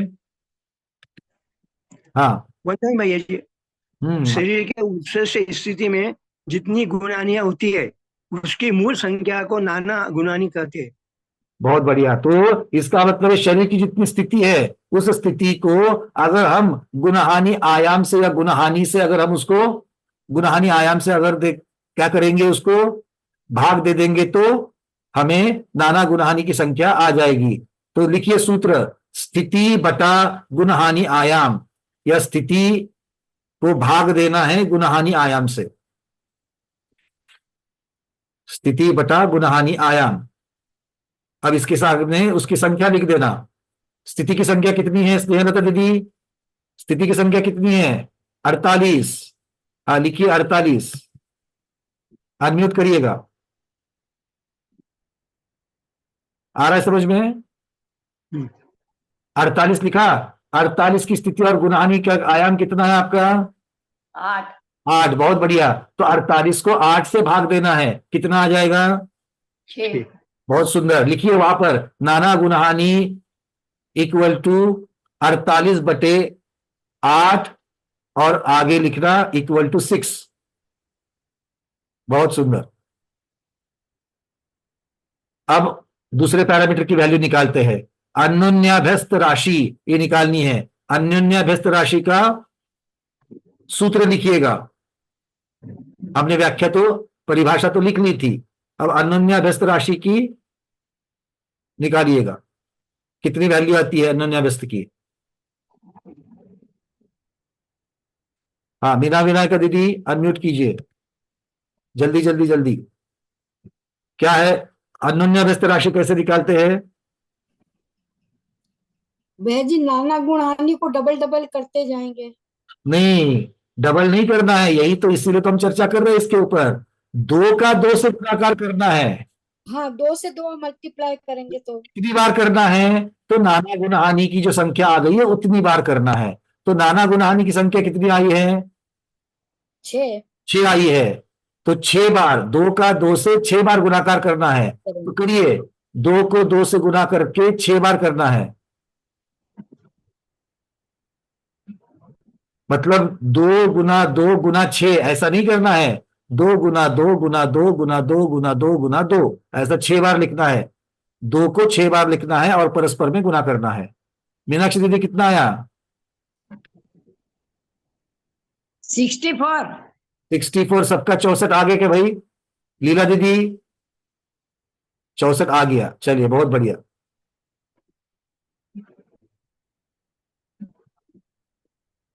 अब निषेकहार की संख्या निकालते हैं। निषेकहार, शोभा अजमेरा दीदी, निषेकहार का सूत्र क्या होगा?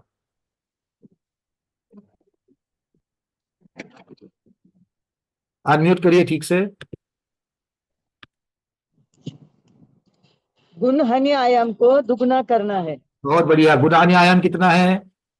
8, 8 को दुगना करेंगे तो कितना होगा? 16। 16। सबके निषेकहार 16 आ गए क्या? लिखिए वहां पर निषेकहार की संख्या 16। ठीक है। अब हमारी टोटल गुणहानियां कितनी है? टोटल गुणहानियां कितनी है, मतलब नाना गुणहानि की संख्या कितनी है?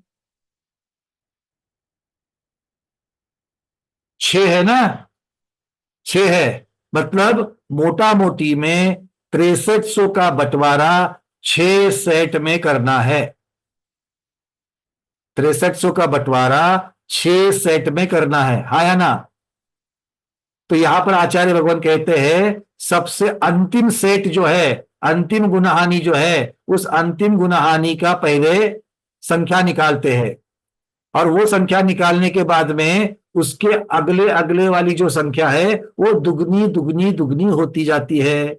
मतलब छठी गुणहानि में जितना द्रव्य आत्मा से अलग होगा उससे दुगना पांचवी में होगा, उससे दुगना चौथे गुणहानि में होगा, उससे दुगना तीसरी में, उससे दुगना दूसरी में, उससे दुगना पहली गुणहानि में जाएगा। ऐसा क्यों? क्योंकि पहली गुणहानि में जितना द्रव्य जाएगा उससे आधा दूसरे में जाएगा, दूसरी से आधा तीसरे में जाएगा। तो यहां से चलोगे तो आधा आधा होते जाएगा और उल्टा नीचे से ऊपर आओगे तो दुगना दुगना होते आएगा।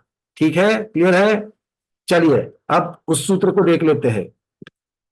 सबसे पहले निकालेंगे अंतिम गुणहानि का द्रव्य।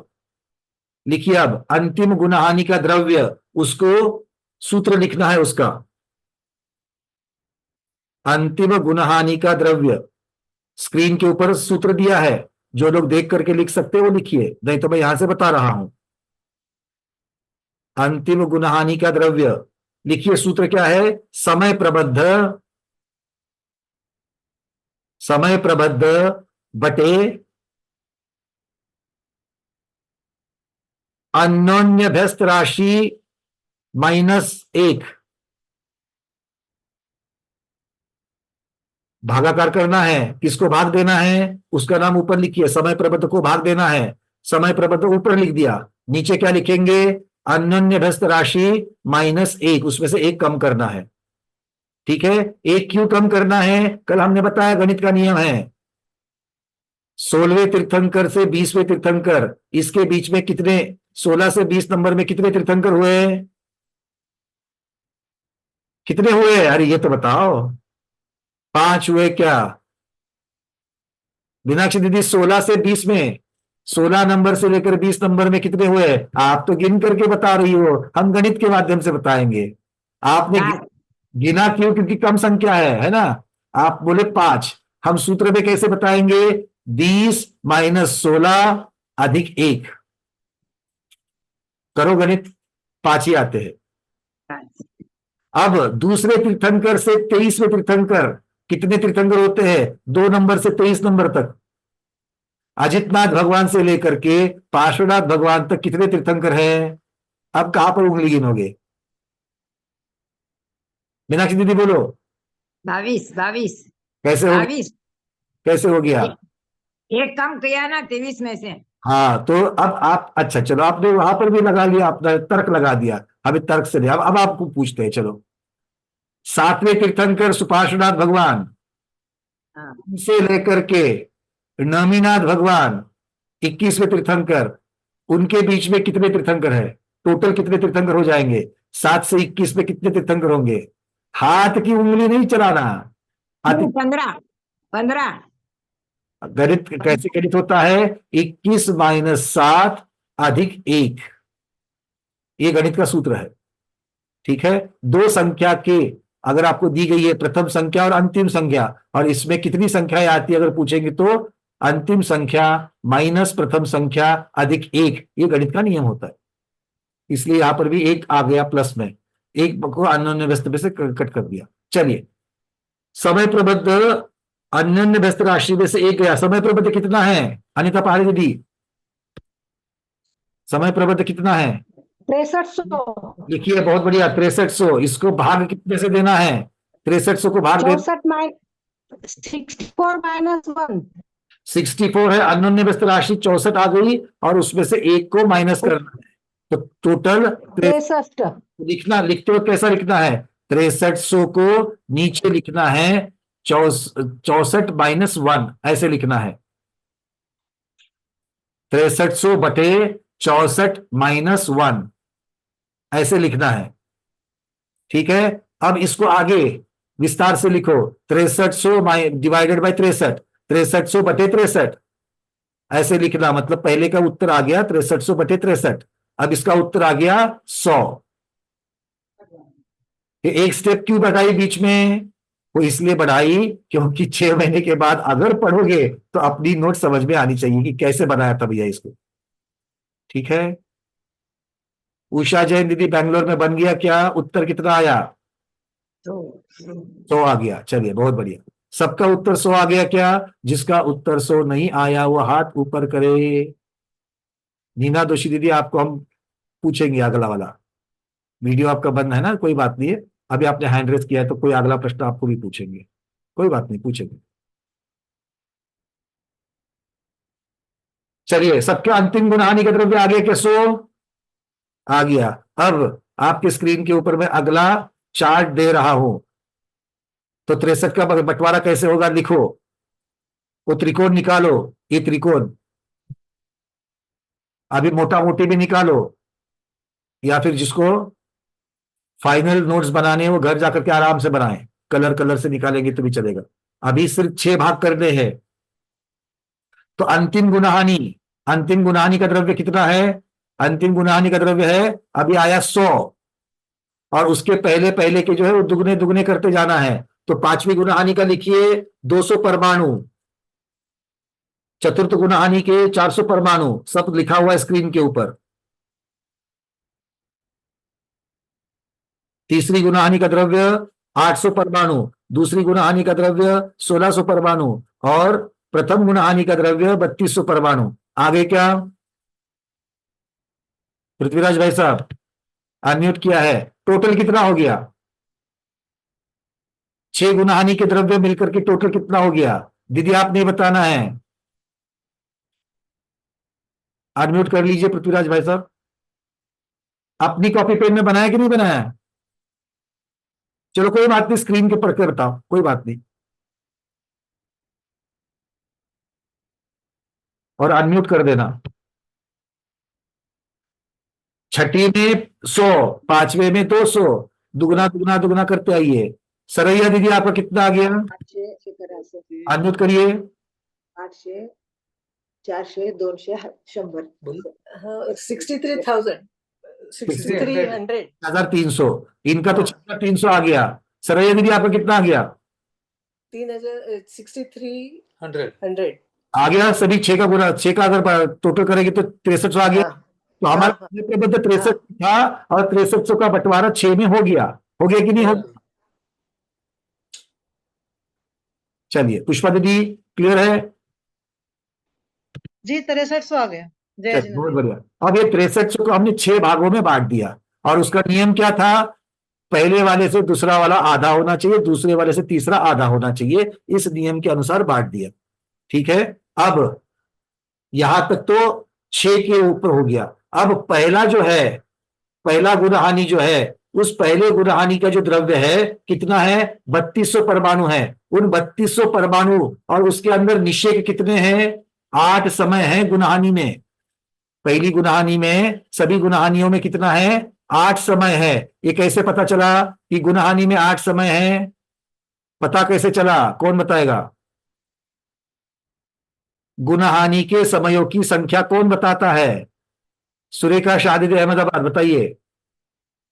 वंदना भैया, गुणहानि आयाम 8 समय है। बहुत बढ़िया। पाँच। गुणहानि आयाम एक मिनट। क्या मिल गई? हाँ, एक मिनट हाँ, भैया जी, हाँ, मुझे ये पूछना था कि हमने प्रथम गुणहानि में आधा होने के बाद प्रथम गुणहानि ऐसा बोला है वो व्याख्या में, परिभाषा में, बराबर है? हाँ, और हम डबल डबल ऊपर से करते आए हैं, हाँ, क्योंकि ये दो अलग अलग चीजें, ये दो वो कैसे? मुझे समझ में नहीं आता वो। हाँ, नहीं सुनो, जो व्याख्या में लिखा हुआ है वो जब एक गुणहानि को अलग से, मतलब पहली गुणहानि का जब हम बंटवारा करेंगे 8 समयों में, तब वहां पर जो लगाना है वो प्रथम निषेक से उसके अंतिम निषेक तक आधा आधा होते जाएगा।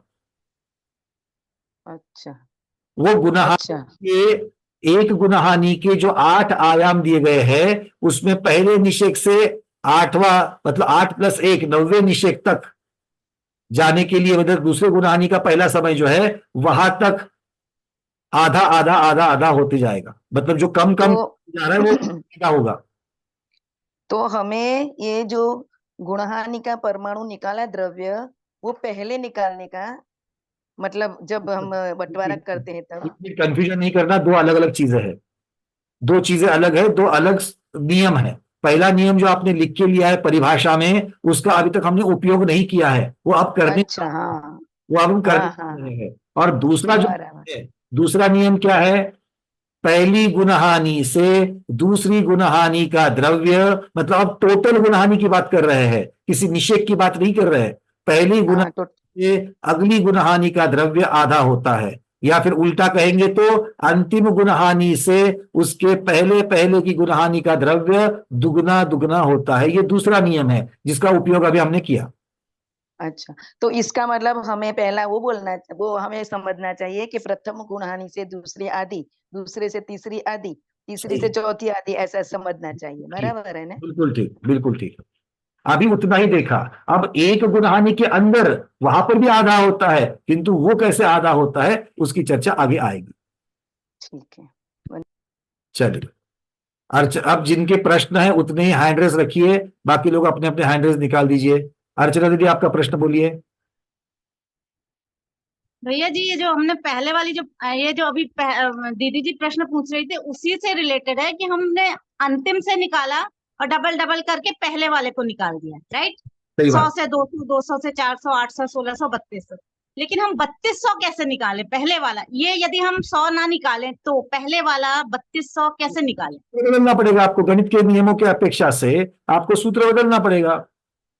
हाँ, मैं मतलब पिछले वाले सूत्र वाला जो 6300 माइनस अन्य भाष -1 करके निकाल रहे हैं, तो उससे तो आ ही नहीं रहा है। मैं उसी में गड़बड़ा रही थी। जो जो विधि जिस चीज के लिए दी है, रोटी की हाँ, रोटी बनेगी, रोटी की विधि से चावल नहीं बनेगा।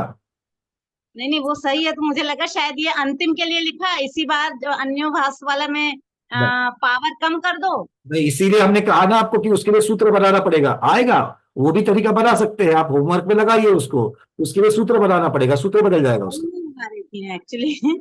नहीं, अभी वो देखिए, अब जितना दिया है ना उतना ही करिए। अब नया सूत्र की रचना कौन करने के लिए? जो सूत्र दिया है उसमें ही करना है हमको पहले, ठीक है? होमवर्क में उसको कर लिए, कोई बात नहीं, अच्छी बात है। अगर नया सूत्र, वो तो गणित का एक नियम लगेगा और कुछ नहीं है। चलिए, अब चलते हैं प्रथम गुणहानि के 3200 परमाणु जो है, उन 3200 परमाणु। अच्छा, और प्रश्न है? चलिए जल्दी जल्दी प्रश्न पूछिए, हेमांगी दीदी। हाँ वंदना भैया। भैया, हाँ, ये अन्योन्याभ्यस्त राशि मतलब वो क्या राशि है, उसका मीनिंग क्या होता है अन्योन्याभ्यस्त? अब इसकी चर्चा हम बाद में करेंगे, इसका और भी उपयोग करना है, अपने आप आ जाएगा, आगे आएगा, ठीक है? ठीक है। ये एक इंटरमीडिएट पैरामीटर करके है, अभी उसको समझ लेना बस। हाँ, जेटी गंगवाल जी, आपका प्रश्न। ये गुणहानि आयाम 8 समय जो निकाला, उसका कोई सूत्र है क्या? हमने तो माना है पहले गुणहानि आयाम 8। गुणहानि आयाम जो है वो दिया जाता है, आचार्य भगवान ने ग्रंथ में तीनों पहले जो शरीर की जो द्रव्य है उनका अंतर्मूर्त अंतर्मूर्त बताया ना। हाँ, क्योंकि ये तो अभी अंक संदृष्टि के लिए कोई उदाहरण कर रहे हैं हम लोग, इसलिए 6300 परमाणु जैसे उदाहरण के लिए लिया। माना समय प्रबद्ध 6300 है, माना गुणहानि आयाम 8 है, तो ये पूरे षटखंडागम में इस प्रकार से गुणहानि का कहीं भी प्रयोग करोगे, गुणहानि आयाम 8 बताया है। अच्छा, ठीक उसके है। लिए कोई सूत्र नहीं है? नहीं, ये सूत्र नहीं है, क्योंकि गणित के सूत्र में इसको पिरोने के लिए आपको कोई संख्या माननी पड़ेगी, तब जाकर के अंक संदृष्टि होगी। और अगर आपको साक्षात प्रमाण चाहिए औदारिक शरीर के लिए गुणहानि आयाम कितना होता है, तो उत्कृष्ट वाला जो है 3 पल्ले वाला जो औदारिक शरीर है, उस 3 पल्ले वाले औदारिक शरीर के लिए गुणहानि अंतर्मुहूर्त के समय जितने होते हैं उतनी है। ठीक है, चलिए। हाँ सरैया जी बोलिए। जय जिनेंद्र, ये अंतिम गुणहानि का द्रव्य जो आपने बताया, फॉर्मूला तो समझ में आ गई, समय प्रबद्ध डिनोमिनेटर में अन्योपस्थ राशि -1। सही है। तो -1 क्यों जोड़ा है, वो कुछ क्लियर नहीं हो रहा है मुझे। अभी आप सूत्र ऐसा क्यों बनाया इसके ऊपर चर्चा ना करें। अच्छा, गणित के नियम से बनते हैं, नहीं तो हमें गणित के मूल सिद्धांत में जाना पड़ेगा। अभी हम रेडीमेड हमें हम गणित के नियम दिए गए हैं। ठीक है, चलिए कुसुम दीदी। नमस्कार आचार्य भवन। वंदना भैया जी, कुछ नहीं, अभी आपने जो रूल बताया गणित का, क्या अंतिम संख्या माइनस क्या बोले थे? वो वाला, वो अंतिम संख्या माइनस प्रथम संख्या +1, वो अलग है। वो गणित का एक उदाहरण समझाने के लिए हमने आपको दिया था। नहीं, ये रूल है ना? ये नियम है, बिल्कुल नियम है। हाँ, बस वो नियम ही लिखना है हमको, अंतिम संख्या माइनस प्रथम संख्या +1। पर ये किसका नियम है, वो महत्वपूर्ण है। वो नियम निकालने के लिए अन्य नवस रास्ते निकालने का। नहीं नहीं नहीं नहीं नहीं नहीं नहीं नहीं, सॉरी सॉरी सॉरी, हाँ वो नहीं है, वो तो आपने बताया एक उसका नहीं, वो तो एक हमने गणित का सिंपल नियम बताया कि कहीं पर +1 होता है, कहीं -1 होता है। ये गणित के नियम ऐसे क्यों बनते हैं उसका उदाहरण दिया था तीर्थंकरों की अपेक्षा से। ठीक है ना, उसको अनन्य व्यस्त राशि के साथ नहीं जोड़ना है। नहीं, इसको गणित का वो समझ सकते हैं ना, मैथमेटिक्स का रूल जो बिल्कुल बिल्कुल, इसको मैथमेटिक्स के हिसाब से अगर मूल में जाओगे तो बिल्कुल समझेगा। ठीक है, किंतु वो विषय अब यहाँ पर नहीं लेना है। चलिए आगे बढ़ते हैं। मीनाक्षी दीदी आपका प्रश्न है, हैंड रेज निकालिए। चलिए सुमन सेठी दीदी, जल्दी जल्दी, मैं तो आज 5 करेंगे। 24 आ गया समझ में। हाँ सुमन, क्लियर हो गया। अपने अपने हैंड रेज निकालिए अगर क्लियर हो गया है। रेखा शाह दीदी, उस स्थिति का भी 48 ऐसा ही गणित का ही माना है ना, वो भी? हाँ बिल्कुल, ये संख्या दी जाएगी आपको। जैसे जैसे औदारिक शरीर के लिए उत्कृष्ट संख्या कितनी है, 3 पल्ले की है, तो उस तरीके से लगा लेना। ये उदाहरण के लिए दिया है। हाँ, मीना दोषी दीदी।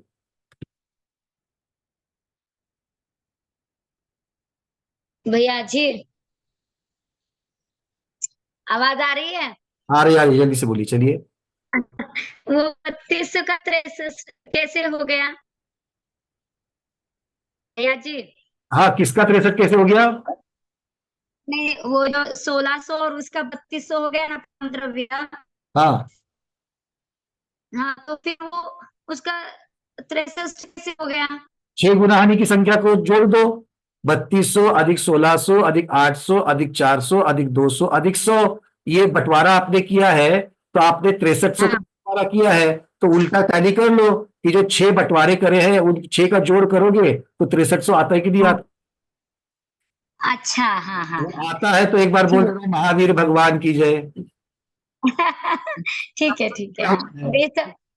हाँ, समझ में नहीं आ रहा था तो कैसे आ गया। बंटवारा जिसका किया है उल्टा टैली कर रहे हैं कि भाई बंटवारा जितने में किया था वो मूल संख्या आ रही कि नहीं आ रही, ये क्रॉस चेक कर रहे थे, टैली कर रहे थे। हाँ ठीक है। चलिए निर्मला दीदी जयपुर बोलिए। भैया जी, जो ये जो स्थिति निकाली है 48 समय की, ये तीनों के लिए मानी जाएगी? औदारिक, वैक्रियक और तेज? ये उदाहरण चल रहा है कि नहीं चल रहा है, अंक संदृष्टि चल रही कि नहीं चल रही है? वो तो सही आ रहा है, ये समझ में आ रहा है। ये वाली संख्याएं है, ये साक्षात नहीं है। 48 समय समझ में नहीं आया क्यों? अंक चलो ठीक है, मैं बताता हूँ। अगर आप मान लो अभी आप 2 वर्ष के बाद में कितने वर्ष की होगी, अगर आपके बारे में मुझे अगर ऐसा गणित करना है तो मुझे मानना पड़ेगा कि नहीं निर्मला दीदी इस वर्ष अभी फला फला वर्ष की है, ये मानना पड़ेगा कि नहीं मानना पड़ेगा? और इसीलिए 2 वर्ष के बाद में इतने साल की हो जाएगी। ठीक है, तो ये मानना जो है, ये अभी जैसे मैंने माना वैसे ही 48 समय की स्थिति मानी है, क्योंकि अगर कुछ ना कुछ तो संख्याएं जब तक नहीं दी जाएगी तब तक आप सूत्र में क्या भरोगे।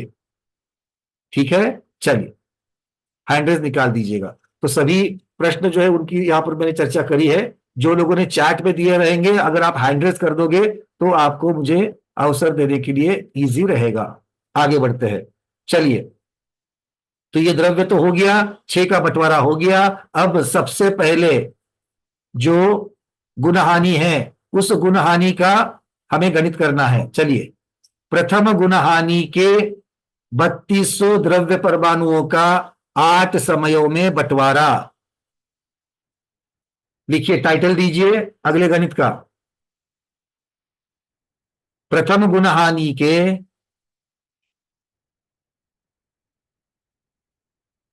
प्रथम गुणहानि के 3200 द्रव्य परमाणुओं का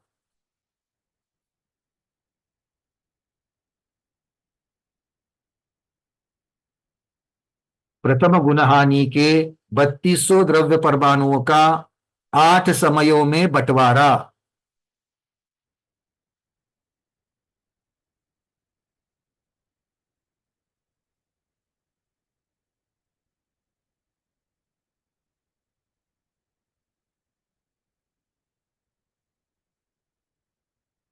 ठीक है, 8 समयों में बंटवारा। अब ये 8 समयों में क्यों? क्योंकि गुणहानि आयाम 8 समय दिया गया है। तो 8 गुणहानि आयाम का अर्थ क्या होता है? पहली गुणहानि में 8 बार द्रव्य खिलेगा, 8 समयों में द्रव्य खिलेगा, तो उसके प्रत्येक समय में कितना कितना द्रव्य खिलना चाहिए ताकि टोटल मिलकर के 3200 परमाणु निकल जाएंगे प्रथम गुणहानि में। ठीक है, चलिए इसके लिए पहला फॉर्मूला प्रथम निषेक का द्रव्य, क्योंकि जब तक पहले निषेक का द्रव्य मालूम नहीं है तब तक अगले वाले में कम कम कम किसमें करते जाओगे, है ना। तो चलिए, प्रथम निषेक का द्रव्य, उसका सूत्र लिखिए, समय प्रबद्ध बटे साधिक 1.5 गुणहानि। समय प्रबद्ध बटे मतलब नीचे लिखना है, साधिक, साधिक का अर्थ क्या होता है? कुछ अधिक 1.5 गुणहानि। चलिए, समय प्रबद्ध कितना है? 6300। समय प्रबद्ध कितना है? 6300। उसके नीचे कुछ अधिक 1.5 गुणहानि लिखनी है, तो गुणहानि कितनी है? गुणहानि की संख्या कितनी है? 8, और उसका 1.5 कितना हो जाएगा? 8 का 1.5 कितना होगा? 12। ठीक है, तो कुछ अधिक 12। ये कुछ अधिक कितना है? तो आचार्य भगवान ने रेडीमेड निकाल करके दिया है, ये कुछ अधिक कितना है? तो 12.39/128 ये उसका अपूर्णांक है। ठीक है, स्क्रीन के ऊपर देख लेना।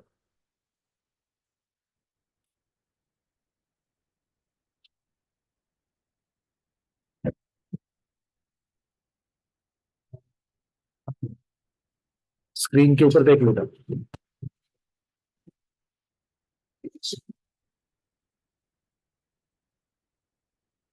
लिखा है क्या? सबसे पहले देखो, प्रथम निषेक का द्रव्य इक्वल टू समय प्रबद्ध बटे कुछ अधिक 1.5 गुणहानि। तो क्या होगा? 6300 के नीचे 12, 1.5 गुणहानि का 12 कैसे आया? समझ में आया? गुणहानि बार 8 है, उसका 1.5 गुना मतलब 12 हो गया, और 12 से कुछ अधिक है, कुछ अधिक कितना है? तो 12 के ऊपर 39/128 है। ये कहां से आया? ये दिया गया है, तो इसका उत्तर आता है 512। तो प्रथम निषेक का द्रव्य कितना है? 512। प्रथम निषेक का द्रव्य कितना है? 512।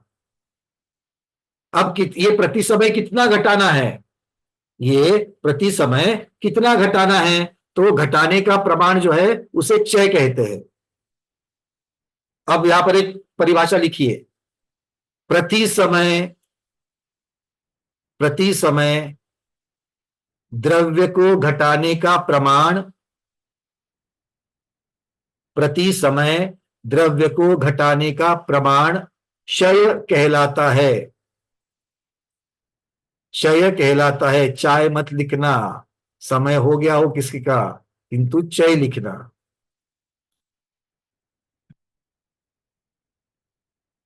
ठीक है, चय। अब चय का सूत्र लिखिए। चय का सूत्र क्या है? प्रथम निषेक का द्रव्य बटे निषेक हार। प्रथम निषेक का द्रव्य बटे निषेक हार। अब प्रथम निषेक का द्रव्य कितना आया था ऊपर के सूत्र में? 512 आया था। लिखो 512। स्क्रीन के ऊपर भी देख सकते हो 512। और निषेक हार कितना था? निषेक हार गुणहानि आयाम का दुगना। निषेक हार कितना होता है? गुणहानि आयाम का दुगना। हे भगनी, निषेक हार कितना है? 16 भैया, 16। 16। बहुत बढ़िया। तो लिखिए 512 बटे 16। उत्तर कितना आया दीदी? 32। 32। सबका उत्तर 32 लिख लेना। चय का प्रमाण कितना आया? 32। ये चय पहली गुणहानि के लिए है।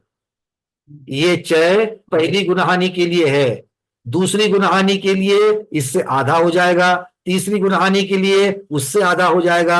चौथी गुणहानि के लिए उससे आधा हो जाएगा। यहां पर नीचे लिखिए, एक नोट लिखिए यहां पर।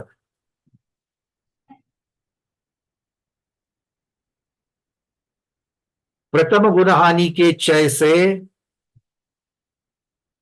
प्रथम गुणहानि के चय से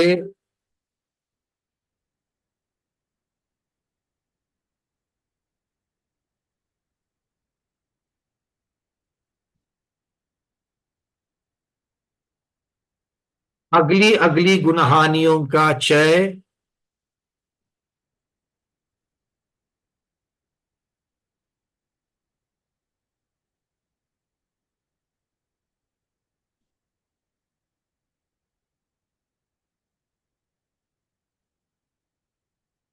अगली अगली गुणहानियों का चय आधा आधा होते जाता है। सुनीता उकड़कर दीदी क्लियर है? अनम्यूट किया है। भैया द्रव्य भी आधा होगा ना? देखो, द्रव्य के बारे में वो तो प्रति समय कम कम होते जा रहा है। हाँ। और पहले पूरे गुणहानि का द्रव्य दूसरे में आधा होगा। आधा होगा, होगा ही होगा। ठीक है, चलिए। अब पहले निषेक, अब आपको क्या बनाना है? चार्ट बनाना है। पहले निषेक का द्रव्य सबसे नीचे लिखोगे, फिर दूसरे निषेक का। ऐसा क्यों? क्योंकि आगम में जब भी ये त्रिकोण रचना होती है, पहले निषेक का जो सबसे ज्यादा द्रव्य है वो नीचे रहता है। आगम की ये पद्धति है। और ऊपर ऊपर ऊपर ऊपर ऊपर वाले में निकलते निकलते निकल जाता। अंतिम कहाँ है? अंतिम ऊपर होता है। त्रिकोणाकार में प्रथम निषेक सबसे नीचे और अंतिम निषेक सबसे ऊपर होता है। ठीक है, चलिए। इसलिए चार्ट में भी आपको दिख रहा है, प्रथम निषेक का द्रव्य नीचे लिखा है, दूसरे का उसके ऊपर, तीसरे का, ऐसा करते करते गए। तो प्रथम निषेक का द्रव्य कितना है? 512। वनिता दिरावत दीदी अनम्यूट किया है। 512 पहले भी लिख आया क्या? दीदी अनम्यूट नहीं हुआ ठीक से। वंदना भैया जी। हाँ भैया जी, ये आपने प्रथम निषेक का द्रव्य बताया समय प्रबत अपॉन साधिक 1.5 गुणहानि। हाँ। गुणहानि तो 6 की है, 6 होती है गुणहानि। तो आपने 8 बताया, 8 गुणहानि आयाम होता है ना। 1.5 शब्द लगाया ना वहां पर। गुणहानि की संख्या नाना गुणहानि 6 है। गुणहानि कितनी है? गुणहानि मतलब कितने समयों का समूह है?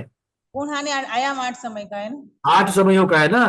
तो 8 समय को मिलकर के या तो उसको गुणहानि आयाम कहो या फिर गुणहानि कहो। गुणहानि आयाम में एक एक समय की अपेक्षा से वर्णन चलेगा और गुणहानि एक अभेद रूप से चलेगा। और भैया जो प्रथम निषेक का जो द्रव्य खीरता है 3200, उसके बाद ऐसा खीरते के प्रथम निषेक परमाणु प्रथम गुणहानि में जो 3200 द्रव्य परमाणु खीरते हैं, तो हाँ। बाद में जो बचते रहते हैं वो फिर कब खीरते हैं? वो अलग अलग, वो अभी नहीं। अभी तो एक समय प्रबंध की चर्चा चल रही है। अभी एक समय प्रबंध के साथ में अगले समय प्रबंध पैरेलल चलेंगे, वो आप आगे देखोगे, अभी नहीं। ठीक है ना, वो संचय की अपेक्षा, वो सत्व की अपेक्षा देखेंगे। अभी बंध और उदय, अभी तो सिर्फ देखो, हमें समय प्रबंध का बंध, समय प्रबंध का उदय और समय प्रबंध का सत्व, इन तीनों चीजें देखनी है। अभी हम लोग चर्चा सिर्फ बंध की कर रहे हैं, बंद होकर के बंटवारा कैसे होता है, इसके बाद उदय की, और उसके बाद अपने आप सत्व की हो जाएगी। ठीक है भैया, मैंने बहुत दिनों बाद क्लास ज्वाइन करी सूत्र 28 ले भैया जी। कोई बात नहीं, अभी समझ लीजिए इसको, ठीक है। तो ये पहला निषेक का द्रव्य कितना है, 512।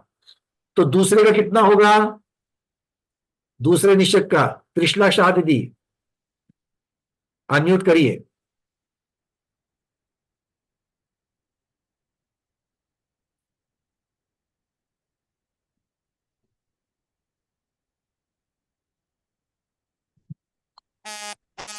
पहले निषेक का द्रव्य 512 आ गया। हाँ अब दूसरे का कितना है, आ गया, दूसरे का कितना है, 480 480 480 कैसे आया, 480 कैसे आया पूर्णिमा दीदी, 480? ऐकू येत नाही, ऐकायलाच येत नाही नीट। अच्छा, सुनने के लिए नहीं आ रहा है, आप बाकी लोगों को आ रहा है कि सुनने के लिए? वरना भैया जी, आ रहा है, आ रहा है। वरना भैया जी, हाँ, जैसे 512 में से 32 घटाएंगे, यानी कि जो 6 घटाएंगे पहले निषेक का, तो 480 आएगा। बढ़िया। अभी अभी हमने व्याख्या लिखी थी ना कि एक से फिर 32 घटाएंगे, में घटना है, वो चय का प्रमाण है। मतलब पहले निषेक से जब 32 चय का प्रमाण घटाओगे तो दूसरे निषेक का द्रव्य मिल जाएगा। तो 512, उसमें से 32 घटाओ तो 480, 480 से 32 घटाओ तो 448। अब घटाते घटाते घटाते 8वें समय के द्रव्य तक पहुंच जाना। चलिए, संगीता कासलीवाल दीदी, छठे निषेक का द्रव्य कितना आया?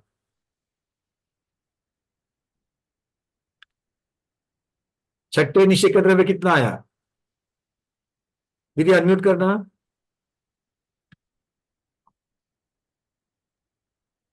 352 352, बहुत बढ़िया। सबका आया क्या? चलिए, हाँ, मंगला देवल से दीदी, चौथे निषेक का कौन सा कितना आ गया, चौथे निषेक में कितना द्रव्य जाएगा?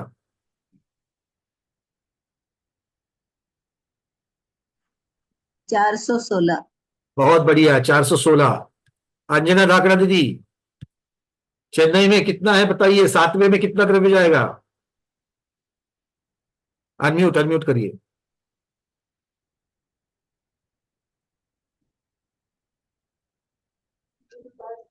तीन 320। 320, बहुत बढ़िया। सबके आ रहे हैं ना ऐसे ही? चलिए, तो पहले में 512, फिर 480, फिर 448, फिर 416, फिर 384, 352, 320 और 288। ये 8 समयों में 8 के द्रव्य खिर गए। अब इन सबकी टोटल कर लो, सबकी टोटल। कनकमाला छापिया दीदी, सबकी टोटल कितनी आ रही है? 3200। बहुत बढ़िया। तो 3200 पहली गुणहानि में थे, उसका बंटवारा हो गया। सब बंटवारे के बाद सब लोग खुश है, सबको जितना चाहिए तो उतना मिल गया। चलिए, बहुत बढ़िया। हाँ, अब ये पहले गुणहानि का बंटवारा जिसका नहीं हुआ वो बताइए। लीला दीदी, आपने हैंड रेज किया है, बोलिए। हो गया, चलिए, बहुत बढ़िया। और कौन है? सबके हो गए बंटवारे ठीक से? जल्दी जल्दी हाँ बोलो, नहीं तो 14,000 नहीं मिलने वाला है आज। चलिए, बहुत बढ़िया। अब ये पहली गुणहानि का हो गया, अब दूसरी गुणहानि का बनाना है। चलिए, अगला फॉर्मूला लिखिए। अगला फॉर्मूला, उसके लिए स्क्रीन यहां से मैं शेयर कर रहा हूं। राइट साइड का जो चार्ट है स्क्रीन पर दिख रहा है, राइट साइड का, वो देख लेना, दाहिने साइड का। प्रथम गुणहानि का अंतिम निषेक लिख लो, क्योंकि अभी हमें दूसरी क्या है, पहली गुणहानि में पहले निषेक में कितना द्रव्य जाएगा इसका गणित हमने बनाया। अब दूसरी गुणहानि के पहले निषेक का भी पता होना चाहिए ना कितना है, तभी तो उसमें से 6 माइनस करते जाएंगे। आया था? तो दूसरी गुणहानि का पहला निषेध पता होना चाहिए, इसके लिए सूत्र लिखो। प्रथम गुणहानि का अंतिम निषेध, उसमें से चय को घटाना, माइनस चय। कौन सा चय है ये? प्रथम गुणहानि का ही चय।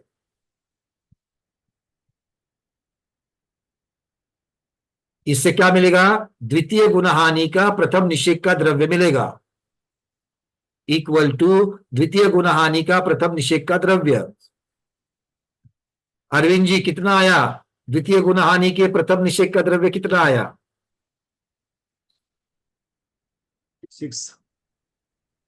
256 कैसे आया? 288 माइनस 32। करेक्ट। 288 क्या है? अष्टम निषेध का द्रव्य है, पहली गुणहानि के अंतिम निषेध का द्रव्य है। ठीक है, चलिए बहुत बढ़िया। सबका 256 आ गया? आ गया। अब दूसरी गुणहानि है, चय बदलेगा। दूसरी गुणहानि का चय बदलेगा। चय कितना होगा? पहली गुणहानि से आधा होगा। अब 16 से घटाते जाना है। बनाइए आठों समय, आठों समय बनाइए।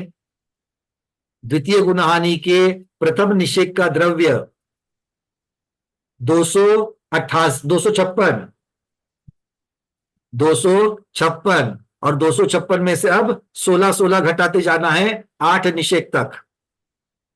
चलिए वृषाली मेहता दीदी, द्वितीय गुणहानि के छठे निषेध का आपने बनाया क्या पूरा? हाँ 240। छठे निषेध का कितना आया? 240। नहीं दूसरे का नहीं, छठे का। छठे का 176। बहुत बढ़िया, 176। सबका 176 आया छठे में। बहुत बढ़िया। चलिए आगे बढ़ते हैं। बहुत देर से किनसे बात नहीं हुई है।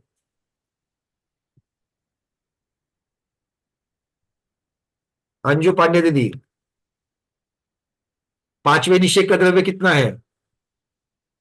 अरे सिंपल, माइनस जी भैया, हाँ चलो जी भैया 160।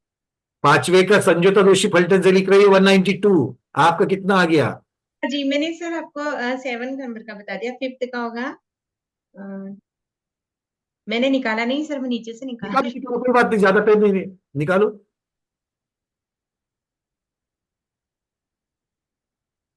डॉक्टर मधु दीदी का भी 192 आया। 192 सबका आया क्या? सर 192 आ रहा है।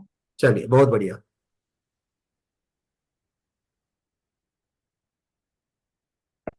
अब इस प्रकार से जो दूसरी गुणहानि है, दूसरे गुणहानि के जो 8 समय है, उनके जो द्रव्य है उनकी टोटल करिए। उनकी टोटल कितनी आ गई?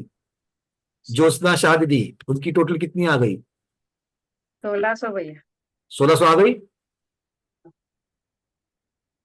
सबकी 1600 आ गई? चलिए बहुत बढ़िया। क्योंकि पहली गुणहानि के 3200 थी, दूसरी गुणहानि का 1600 का बंटवारा करना था। 1600 का बंटवारा हो गया 8 समयों में। क्लियर है?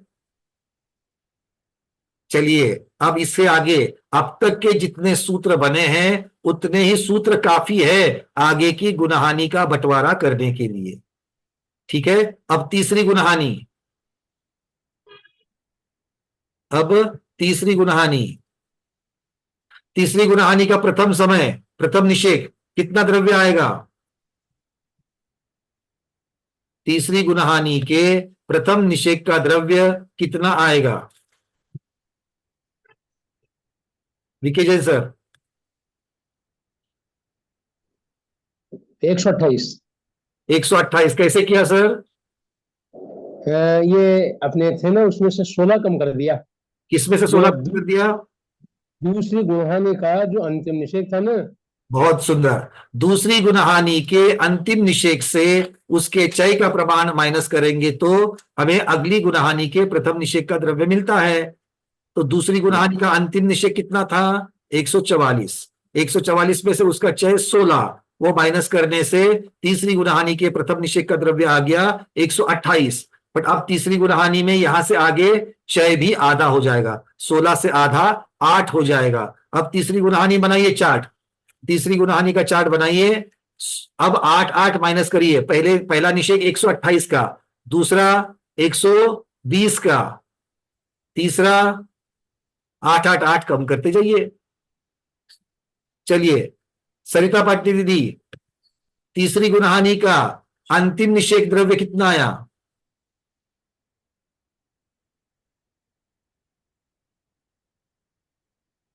Seventy two. इनका तो 72 आ गया भाई। कल्पना दीदी आपका कितना आ गया? हाँ 72। आपका भी 72। सारिका जैन दीदी? अंतिम अंतिम अष्टम है ना, अंतिम 72। चलिए बहुत बढ़िया। टोटल मारिए तीसरी गुणहानि की। 800। तो कर दी 800 800 आ गई। 800 का बंटवारा हो गया तीसरी गुणहानि में। चलिए बहुत बढ़िया। अब सारिका जैन दीदी बताइए, चौथी गुणहानि का प्रथम निषेक का द्रव्य कितना होगा? 72 माइनस 8। 64। बहुत बढ़िया। 64। तो ये प्रथम निषेक 64 होगा। अब चय भी आधा हो जाएगा। अब चय कितना होगा? 4। तो चौथी गुणहानि में 64 में से 4 4 4 माइनस करते चलिए। आपको कैसे, अब यहां से मैं आपको स्क्रीन शेयर कर रहा हूं, चार्ट कैसे दिखना चाहिए आपके। अगर आपने एक 1 बाय 1 किया है तो भी ठीक है, किंतु सभी एक साथ में ऐसे इस प्रकार से लिख सकते हो। ठीक है, नीचे पहला द्रव्य और ऊपर ऊपर में घटाते घटाते जाना। पीडीएफ में दिखाई।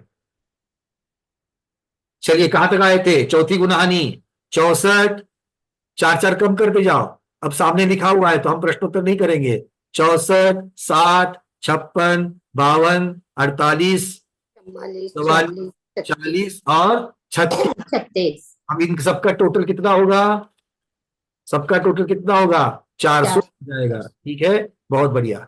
चलिए अब पंचम गुणहानि के प्रथम निषेक का द्रव्य, लीला जैन दीदी बताइए। पंचम गुणहानि के प्रथम निषेक का द्रव्य 32। कितना आएगा? 32। 32, बहुत बढ़िया। 32 कैसे आया दीदी? वो चौथा वाला जो था उसमें 36 में से माइनस किया 4। 36 में से उसका चय 4 था, 36 में से 4 का चय माइनस करने से 32 आ गया। बहुत बढ़िया। तो पांचवी गुणहानि के प्रथम निषेक का द्रव्य 32 है। अब चय आधा हो जाएगा, चय 2 2 हो जाएगा। तो चलिए अब 32 से ऊपर ऊपर लिखते जाइए। 32, 30, 28, 26, 24, 22, 20 और 18। ये आ गया पंचम गुणहानि का। चलिए सुनीता बज दीदी, टोटल कितनी हो गई इसकी? पंचम गुणहानि की टोटल 200। 200, बहुत बढ़िया। अब बताइए छठे गुणहानि का प्रथम निषेक का द्रव्य कितना आएगा? 16 भैया। वो कैसे आएगा? क्योंकि पंचम का 18 में से 2 आधा चय आधा करेंगे ना, 4 में से 2 का ये करेंगे तो 16 आएगा। पांचवी गुणहानि का चय 2 था, इसलिए 18 में से 2 माइनस करेंगे तो 16 आ जाएगा। ठीक है, और 16 के लिए अब छठी गुणहानि का चय कितना होगा? 16 के लिए कितना होगा? पांचवी का चय 2 था तो छठी का चय 1 हो जाएगा। देखिए चार्ट में ऊपर हमने रेडीमेड लिखा है गुणहानि आयाम कितना था और चय कितने कितने कितने हैं। वो सब जगह पर आपके अगर टेबल में चय का भी प्रमाण आएगा तो आपको क्लियर हो जाएगा कि ये भी आधा आधा होता है। ठीक है, और किसी भी निषेक का द्रव्य देखोगे आप, किसी भी निषेक का द्रव्य, सातवें निषेक का द्रव्य देखो तो 300, पहली गुणहानि में 320, फिर 160, फिर 80, फिर 40, फिर 20, फिर 10, सब जगह पर आपको आधा आधा आधा आधा दिखेगा। ठीक है, तो एक गुणहानि के उस समय से अगले गुणहानि के उस समय तक भी आधा आधा होता है। चलिए 6 गुणहानि तक तो हो गया। अब आगे का गुणहानि का चार्ट हमने नहीं बनाया, किंतु आप बना सकते हो। सातवीं गुणहानि का बताओ, सातवीं गुणहानि का प्रथम निषेक का द्रव्य कितने आएगा? सातवीं गुणहानि के प्रथम निषेक का द्रव्य अरविंद जी बताइए। अरविंद जी 8 8 9 - 1 9 - 1 8 आएगा। और बाकी बताइए। 8 फिर 8 कांस्टेंट रहेगा ना फिर। अब चय कितना होगा उसका? 0 होगा ना? 0 तो सातवीं गुणहानि में चय 0, मतलब द्रव्य घटेगा नहीं। नहीं 0.5 कर सकते हैं फिर तो। नहीं तो गुणहानि कैसे होगी? 0.5 कर सकते हैं। हाँ अच्छा 0.5 करेंगे, पॉइंट करेंगे चय को? नहीं, देखिए इस प्रकार से नहीं होता है। यहां से आगे गुणहानि होगी ही नहीं। क्यों? क्योंकि 6300 का बंटवारा पूरा हो गया। ये गुणहानि में ही तो करना था, है ना? क्योंकि स्थिति कितनी दी है? 48। गुणहानि आयाम कितना था? 8। तो नाना गुणहानि कितनी बनी? 6। तो 6 गुणहानि में ही बंटवारा होना है। आपके पास 6300 थे, 6300 का बंटवारा 6 गुणहानि में हो चुका। अब इसके आगे किसका बंटवारा करोगे? द्रव्य तो सब खत्म हो गया। ठीक है, गणित की अपेक्षा से आपका उत्तर सही है। इस प्रकार से आगे चले जाते, बट 0.5 वगैरह नहीं होता है। तो इस प्रकार से जितनी गुणहानियां हैं उतनी गुणहानि तक पूर्ण करना है। क्लियर है? चलिए, अब ये गुणहानि वाला त्रिकोण दिखता कैसे है? तो उसके आपको यहां से दिखा रहे हैं। इस प्रकार समय प्रबंध में बंधे हुए द्रव्य का प्रमाण प्रथम निषेक से अंतिम निषेक तक घटता घटता घटता घटता गया है। ठीक है, तो प्रथम गुणहानि में देखिए 512 से 288 तक हुआ, दूसरे में 256 से 144 तक खिरे, और ये प्रथम निषेक में खिरे हुए द्रव्य का प्रमाण है। और जो 9 आ गया था अंतिम निषेक, वो 9 यहां पर दिख रहा है, समय प्रबंध का बंटवारा। ठीक है, क्लियर है? यहां पर आज जो हमने पढ़ा है ये समय प्रबद्ध अर्थात नो कर्म और कर्म जो पांचों शरीर है उनके बंध की चर्चा करी है। कल से चर्चा उदय की शुरू हो जाएगी।